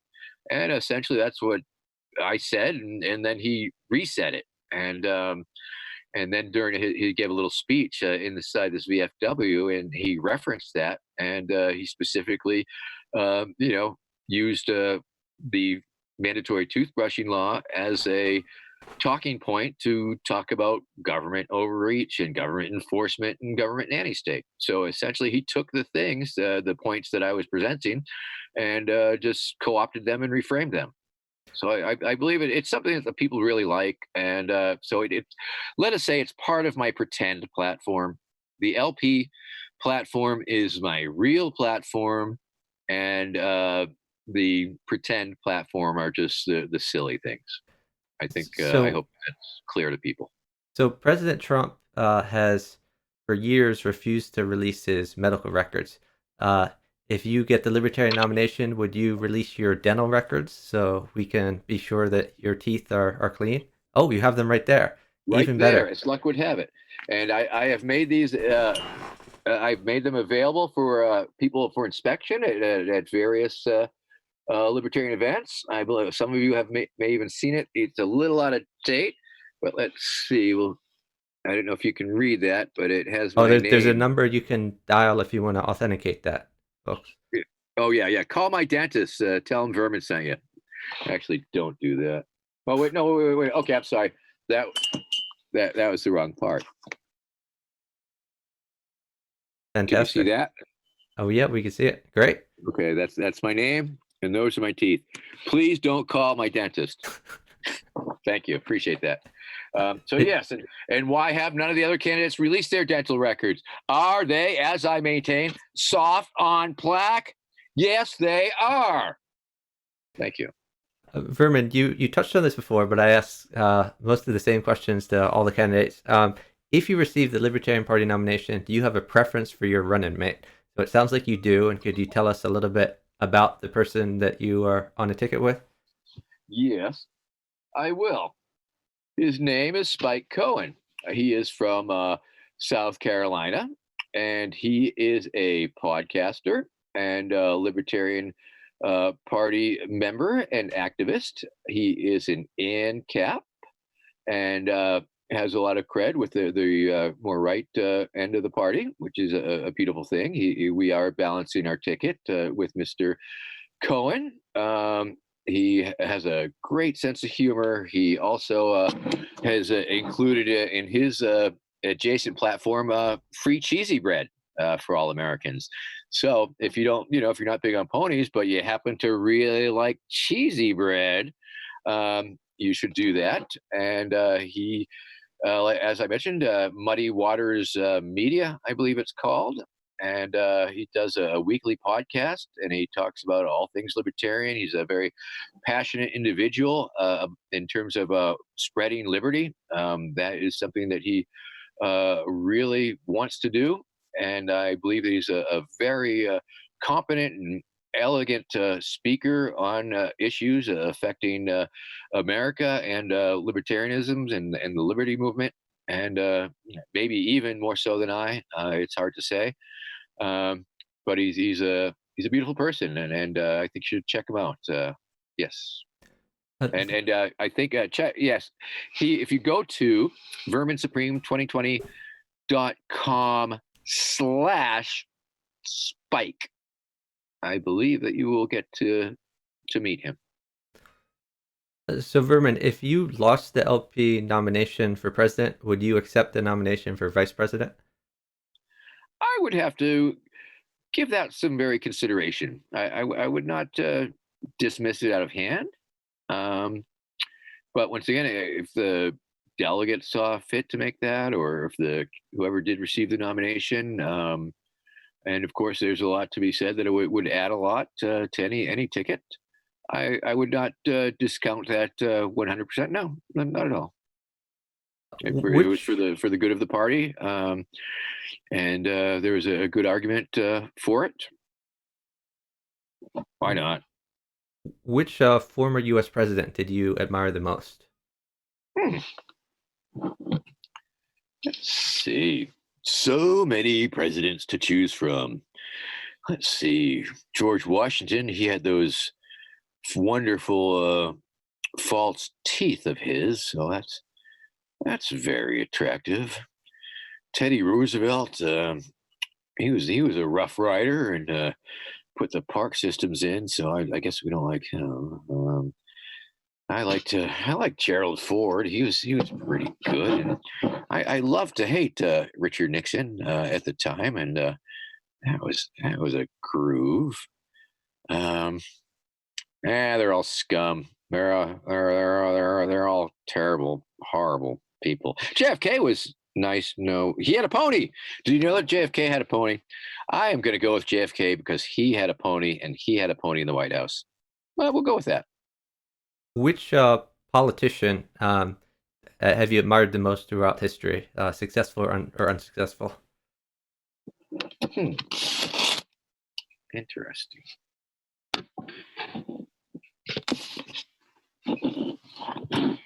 I don't know. Let me think about that. Could take a few minutes to think about. I just met Tip O'Neill's nephew, but he was a bleeding heart liberal. Of course, I was once too. So now I'm just a bleeding heart libertarian, I guess. So let's see. Who was all nice? Ted Cruz was nice, but he was insane. And he's a Zodiac killer. Chris Christie was nice, but no, he's an asshole too. I would have to say any of the citizen, any politician that was not a politician, any citizen that decided that they should run for something. So I guess all of the fringe candidates, not one specifically, but all of anybody who thought that they could make a difference. I'm a little surprised you didn't answer Emperor Norton, but we'll let that slide. Jeez, can I go back? Do over. Emperor Norton, for sure. I mean, I just don't think it was a politician, I guess. But I guess he was. If you could change one government policy and just one, what would it be?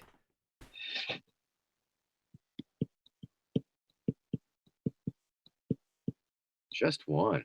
Hmm. Let's see. Wow, just one.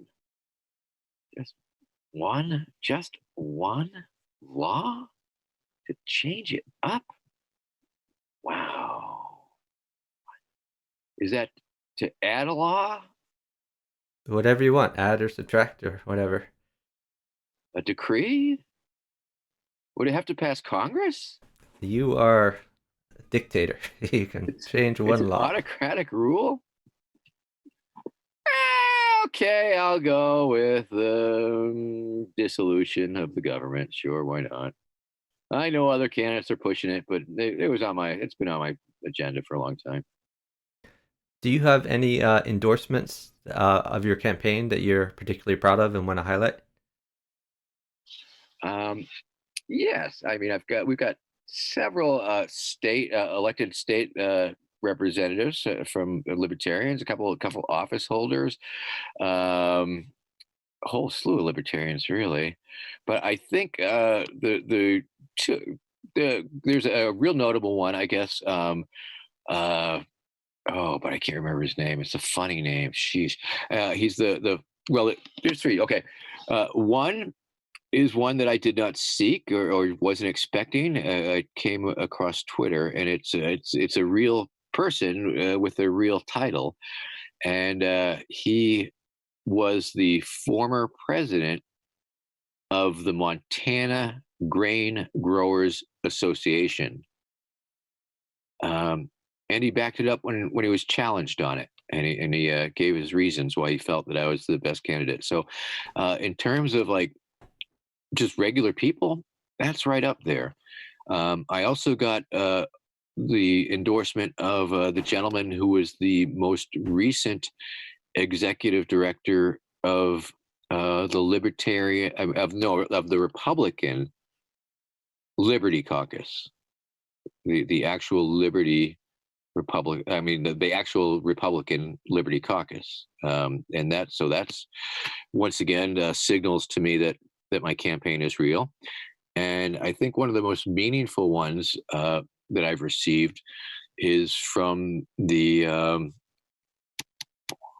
is a volunteer fire department um, in New Hampshire, an actual real live volunteer fire department that has endorsed my campaign because they very much, in addition to embodying a model of voluntary citizens action that helps replace the government role, they just had a real appreciation for my message of self-reliance and volunteerism and mutual aid.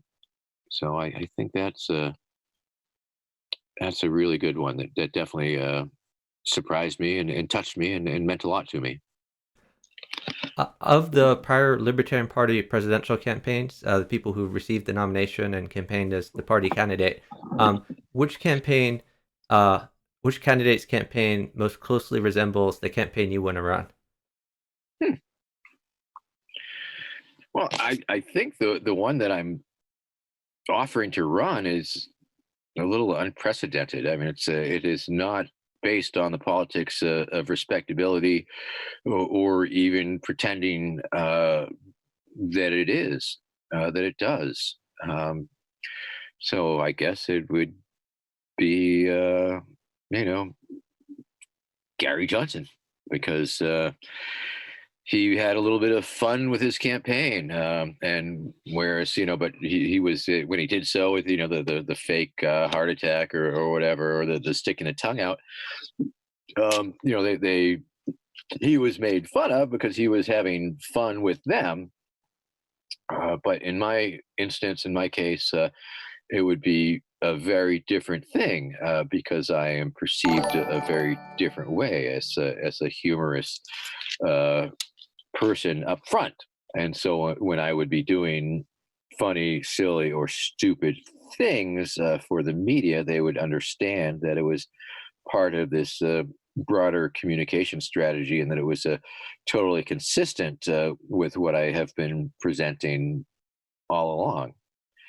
Of course, many people are concerned, and I understand the concern, and I have heard the concern that can a serious party put up somebody who is perceived to be a joke candidate, and not be perceived as a joke party? And I believe that the answer is yes. I believe that we can, and I believe what it takes is to own the joke and to make the public understand that it is our joke that we are making. The Libertarian Party would put forth a statement. We are the Libertarian Party. We are a serious party, and we have proposals that we believe can better America.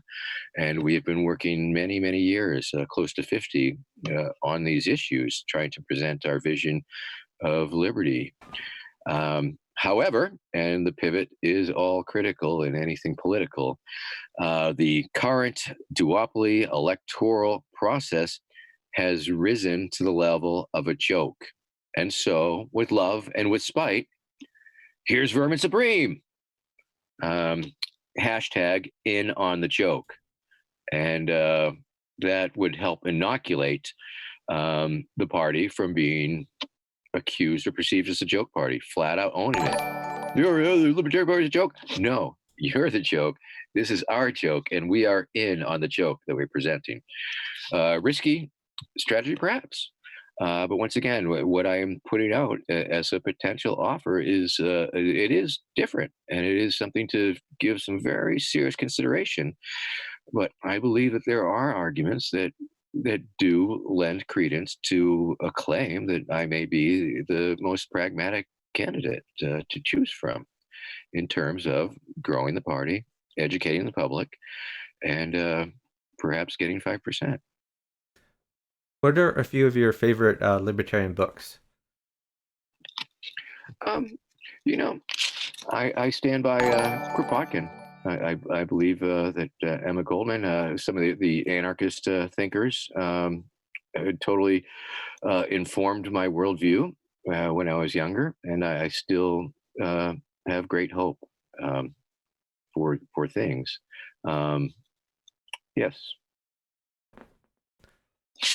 and okay. I hear that. Yeah, sure. So I'll go with that. Okay. So I have a reading list, but I have not gotten to it. Spooner, Sterner, Tucker, they're all on my list. They're totally on my list, and I'm gonna read them, and I'm gonna read. I swear I'm gonna read more than just their Wikipedia entries. well, I should tell you I'm gonna at least get to the Cliff Notes. one of my criticisms of Gary Johnson was I asked him this question in his 2012 run. What were some of his favorite libertarian books? And he said, "Oh well, I don't have any time to read because I'm running for president full time." And then 4 years between his two runs, and I asked him the same question in 2016, and he said, "Well, I haven't read any libertarian books." And I thought to myself, "What have you done the last 4 years?" Which was a little bit sad. Yes, but let me assure you, I totally have a reading list. So, you touched on this a little bit, but maybe you could talk in more detail. Why are you the best candidate to represent the Libertarian Party brand? And why are you the best candidate seeking the nomination to build the Libertarian Party and the Libertarian movement? Well, once again, I believe that what I have developed in terms of niche or whatever it is, however you want to describe what it is that I am offering, will indeed bring a very fresh look to the Libertarian Party. And I believe that, just my participation in the race has caused any number of people to take a second look at the Libertarian Party and try and conceptually see why it is that Vermin Supreme is involved with the Libertarian Party.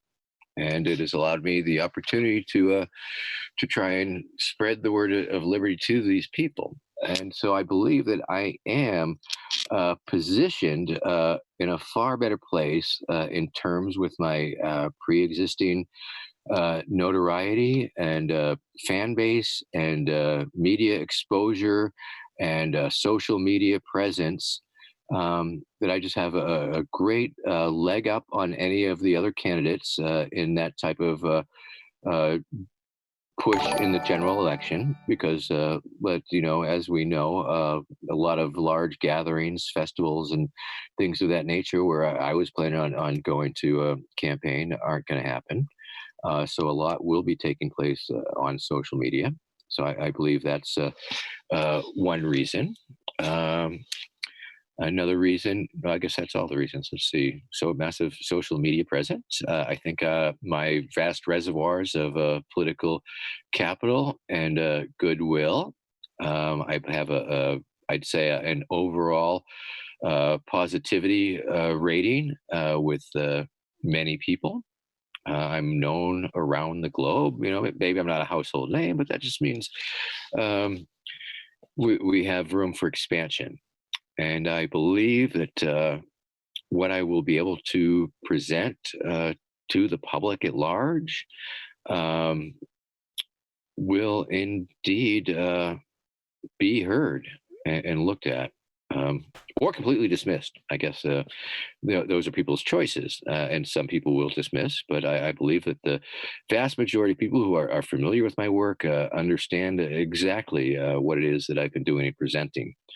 Um, And the only reason that I know that I might be the best candidate is because of the support that I'm receiving and the support of my campaign staff.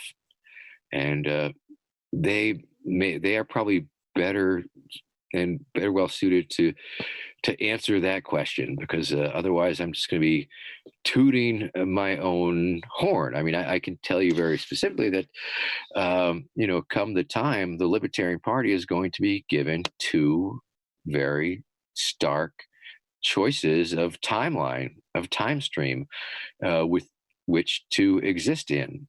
The one will be where Vermin Supreme is the LP's candidate, and it will, of course, be the most wacky, crazy, fun, wild, educational experience that you could possibly ever imagine. Or same old, same old, and it's all good. I do trust the delegates in the LNC, whoever makes the ultimate choice, to make the right choice. Although I and my supporters believe that the right choice is indeed Vermin Supreme candidacy. I think it would bring the party a lot of credibility and a lot of new followers. Have you spoken with policy experts at libertarian think tanks about particular areas of policy? And do you have policy experts advising your campaign? Um, I would say not so much. It's a very interesting idea. I hadn't really considered that. I can do that. Well, I can call it the Cato Institute and say, "Hey, hey, Andy, talk to me." They would love to hear from you. I can tell you I've been at the Cato Institute, and they love to talk to candidates about their ideas and get them out there more. And I think that's Well, true of I a will lot of think certainly, I will tanks. totally take that under advisement for sure. I mean, I definitely like to share, um, you know, things that the Cato Institute and other think tanks write that I like, and I think if they are on topic to what I'm trying to present.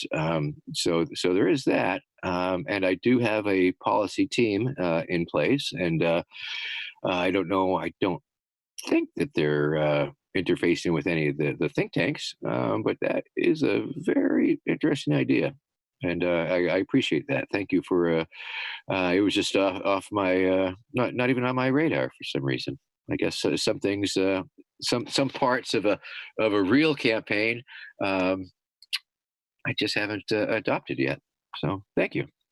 If you receive the nomination, will you campaign full time for the general election, or is this a part time thing where you have other jobs that you're doing?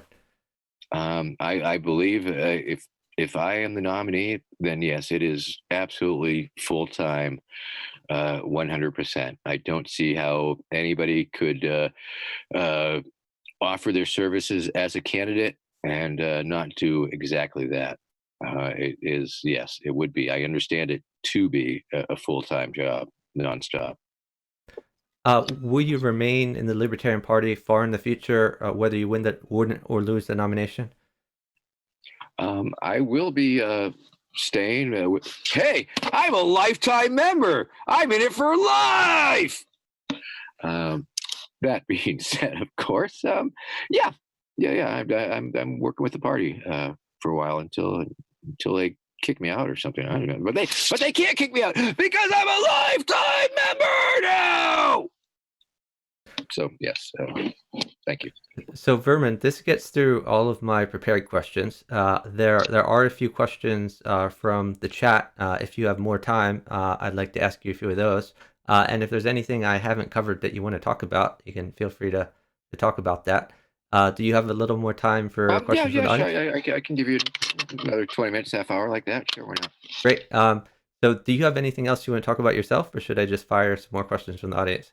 Oh, I think I covered quite a bit with the origin stories and um, campaign stories and all of those things. I mean, I guess. I On the mean, subject of the origin stories, there have been a question about the boot.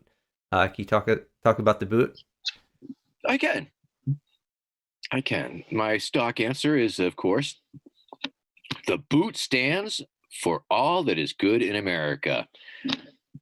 The ability to wear a boot on your head if you want without government interference.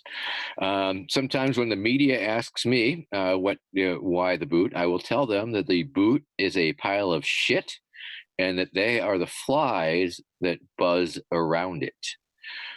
For me, the boot is, of course, it's a magical boot. It does possess magic. It has allowed me to amplify my free speech First Amendment voice exponentially. It has allowed me to communicate with millions of people across the nation and around the globe, and allowed me to interact and earn media around all across the flat Earth. What I utilize, what I think one of the initial purposes of the boot, it's a signifier. It allows a person that I'm approaching to understand that what they might be about to receive might be non-linear in message, in content. I think one of my favorite parts about a boot on one's head is it's simply not done. It's sort of turning the world upside down, if you will, in a very Discordian, surreal, Dada-esque type of sense.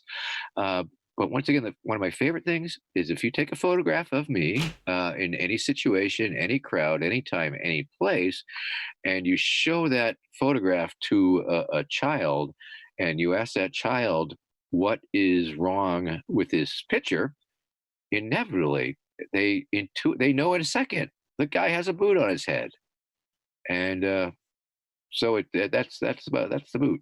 That's what it's about. That's what it. Vote boot, no matter what. So I have a question here about energy policy. So question is, do we allow U.S. oil companies to collapse and be bought by others? Should there be restrictions on foreign buyers of these companies? Is oil a national security resource that needs some security of it for the state? So it's about energy policy. Mm-hmm. Well, I'm going to start with steering it back to the Libertarian Party platform, which clearly states that no energy conglomerate or source should be subsidized at the expense of any other. And I believe it means no subsidies. So first, we would have to see if the oil industry is indeed able to survive on its own merits.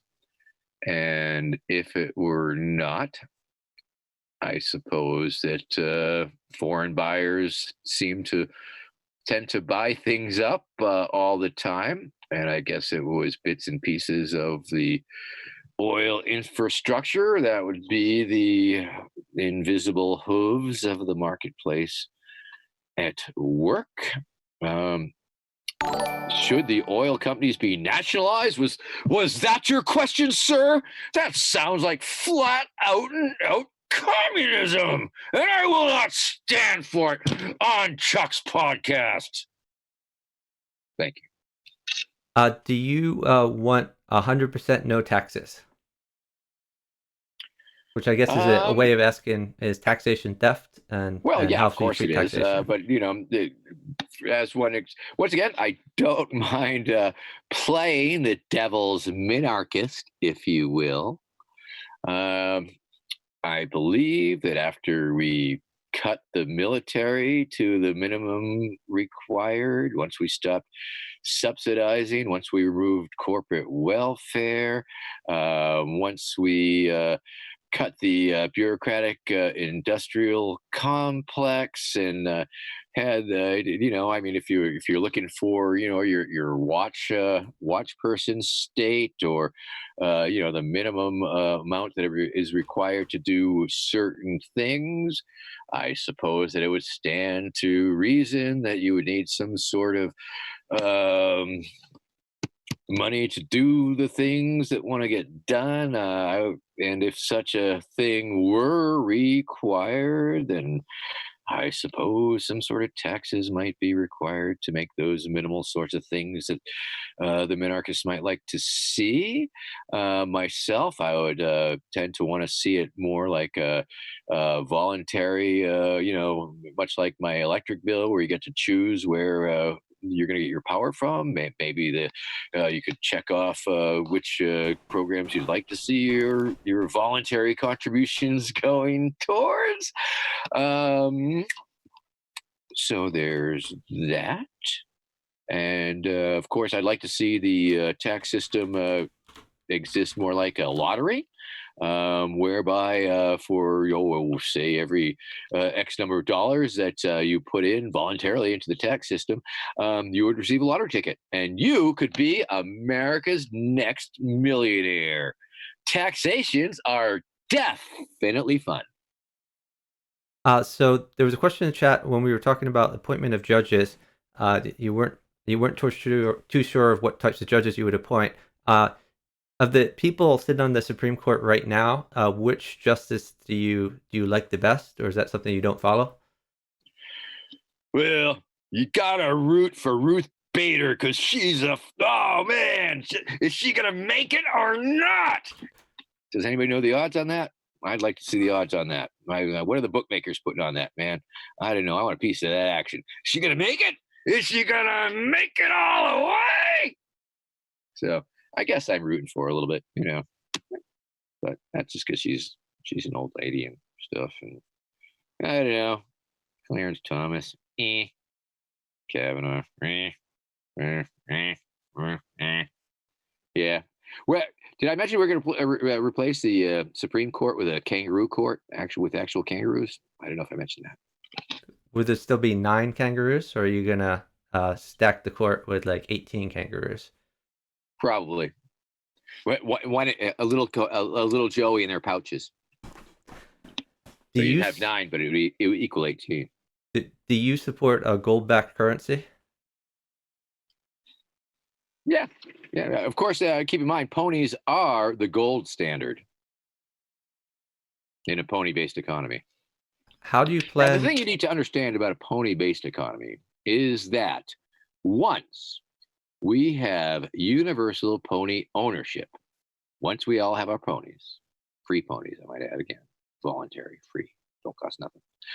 Then we have equity in the ponies that we own, because we own the ponies, and so there's equity involved.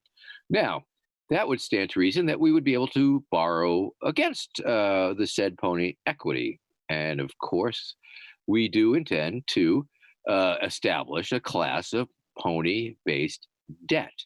And as you know, debt is a really large part of the economy. The good chunk of the economy actually runs on it. You can buy it, you can sell it. Banks' business models is basically predicated upon it. And so debt is obviously a very established part of our economy. And so once we have pony-based debt, well, we can bring in the bestest and the brightest of all the Ivy League schools, and they will be tasked with coming up with all sorts of extremely opaque and impossible to understand pony-based financial instruments, including but not limited to treble pony asset purchase programs and such. Yes, it's true. I am hoping, and we are hoping to create a bubble in the economy, a pony debt bubble, a very, very big, gigantic pony debt bubble in the economy. And as you know, a bubble is an amazing thing to have in your economy because it means that everything is happening. All cylinders are firing. Wall Street is making money. Everybody's happy. And so we are going to create the biggest pony debt bubble that this country has ever seen.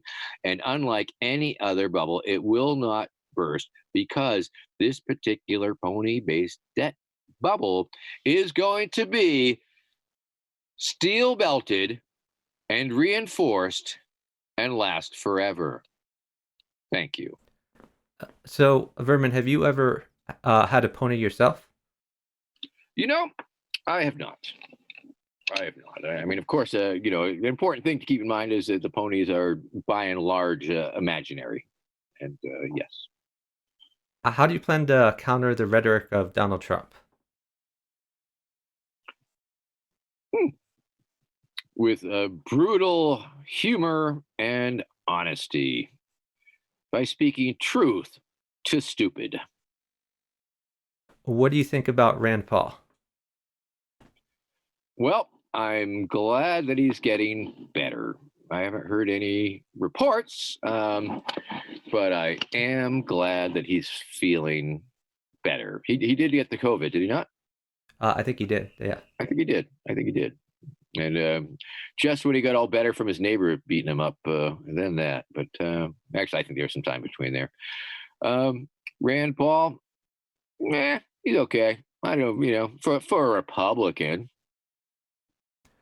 What are your thoughts on Facebook censoring points of view it doesn't like? For instance, those protesting the government isolation orders.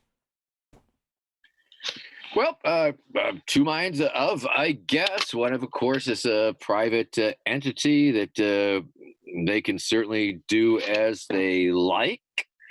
And on the other hand, it's almost the one of the de facto town squares. It's conceivably arguable that it's that the platform was developed with some government money. I don't know how much or what part of it. So yes, of course, two minds. I believe in the First Amendment. I believe in free speech. I believe in all points of view being allowed to make their presentations.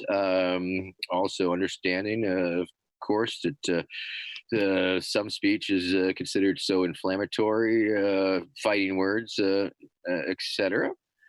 So I don't like it very much at all that they would censor speech because I don't know if that particularly was not harmful speech. And yes, so I think that's where I stand.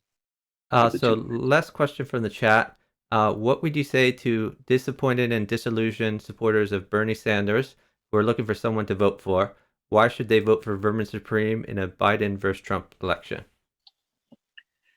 Well, I think that is a very easy sell, and it's actually happening. Of course, a lot of the Bernie support seems to be coming our way. I mean, a lot obviously is going green, but I would certainly take the opportunity to point out that although the free ponies that they felt were so desirable are not terribly realistic, and maybe point out a few fancy figures at them, but certainly compliment them on their altruistic desires that all people should have health care, and point out the fact that libertarians aren't diametrically opposed to universal health care, but we are ultimately 100% opposed to government-run health care. I would also request and inform them that they should seriously read the Libertarian Party platform at lp.org/platform. And that is something that I have, in fact, been consistently doing to many of the Bernie supporters who are looking our way. And I would encourage them to read the platform, see exactly where our Ovaltine window of interests align and overlap, and then I would encourage them to speak to some to our people about things that they might disagree with or have reservations about. I would certainly try and point out that the free ponies that they were so desirable of are actually screaming vicious animals and not cute little ponies at all, and try and give them a greater understanding. As I've said earlier, a lot of these kids, these Bernie supporters, are polyflexible. They're politically flexible, and they are looking for things that seem to make sense to them, and they look for solutions that make sense to those things. Oh, healthcare for everybody, college for everybody, sounds like a great idea. Yes, let's do it. But they're just not perhaps being informed as to all of the implications or alternatives or different ways to reach the end point. And yeah, and I think I've been fairly successful in these efforts. Just trying to let them know that they are welcome in the party. And I think a lot of the ones that are thinking our way are not liking that Biden option at all. In fact, I was campaigning to those kids, in the New Hampshire primary. I told them, as I told the young supporters and the Tulsi supporters, when your candidate gets screwed over by the DNC, which they will, come on over. We'll be waiting for you.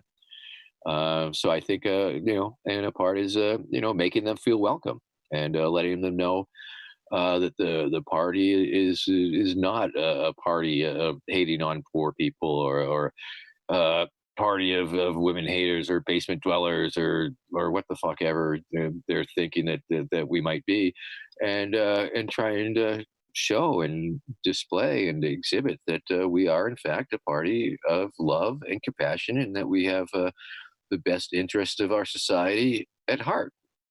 And I think just speaking from the heart and letting them know that they are welcome. And of course, well, you got to tell them about the nap, of course, but I think the majority of them understand intuitively that violence is wrong, and perhaps they don't understand that government violence is and what the government extortion is violence, and things of that nature. Thank you. I'm Vermin Supreme. Great. And any closing thoughts? Well, Chuck, I just wanted to say thank you very much for having me on tonight. It was just a wonderful time. I enjoyed it. I couldn't see your screen or the comments, but I look forward to checking that out. I'm Vermin Supreme, and I am indeed seeking, I guess, or I'm putting myself forward as a possible choice in the Libertarian Party presidential nomination process. And I believe that the offer that I am making is, in fact, a legitimate one. And I believe it's a very specific campaign strategy that involves all the things that I have developed. And I just want to assure the Libertarian Party and others that this offer is sincere, and that myself and my supporters and my team believe it is indeed the best possible way to propel the party forward into the future. Um, I mean, even if it's a terrible idea, the party can bounce back, and it will bounce back. And but this is in the opportunity for something that will be perceived as truly a historic turning point.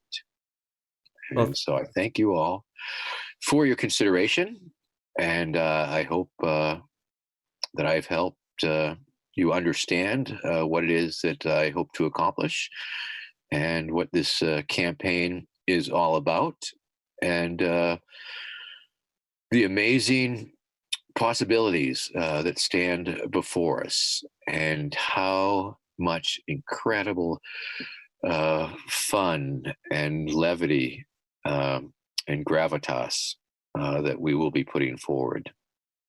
And so I thank you once again for your consideration. And please, indeed, if you are not familiar with the party platform, lp.org/platform, and Vermin Supreme 2020.com for more on the campaign, to donate, to buy stuff from our merch store.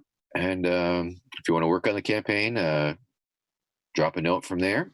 And thank you very much. I appreciate this opportunity. Have a beautiful night. Wash your hands, brush your teeth, check in on your neighbors. Make sure that you got your mask on. And if you're going to protest the tyranny of your government, please exercise all medically sensible recommendations while doing so. Thank you. well, Have a good night. thank you so much for joining me, Vermin. And to let the chat know, so first of all, the Vermin is a candidate for the Libertarian Party presidential nomination. We will be selecting our nominee in convention. It's currently scheduled for the end of May. Because of the COVID problems, that may be kicked back to a later date, and it may even become an online convention. But we will certainly, as delegates, select our candidate somehow, and Vermin is one of the leading contenders. I'm doing an interview series with several of the leader contenders. I interviewed Jacob Hornberger last afternoon. I'll interview Adam Kokesh on April 28th, Arvin Vora on May 5th, Joe Jorgensen on May 11th, and I'm going to try to get some of the other candidates on. I'll contact their campaigns, so hopefully we can get Judge Gray on at least, and we'll see if Amash enters the race or not. Thank you everyone for watching. Thank you particularly to people who answered questions. And thank you to I'm Really Important for the raid. I'm going to be putting this video up on YouTube and spreading it around Facebook and Twitter. Hopefully we'll get some more views. And I hope everyone has a great night. I'm going to send you over to Bastiat, who is a libertarian, lean-in liberal.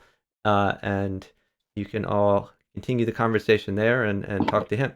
I hope everyone has a great night. Peace.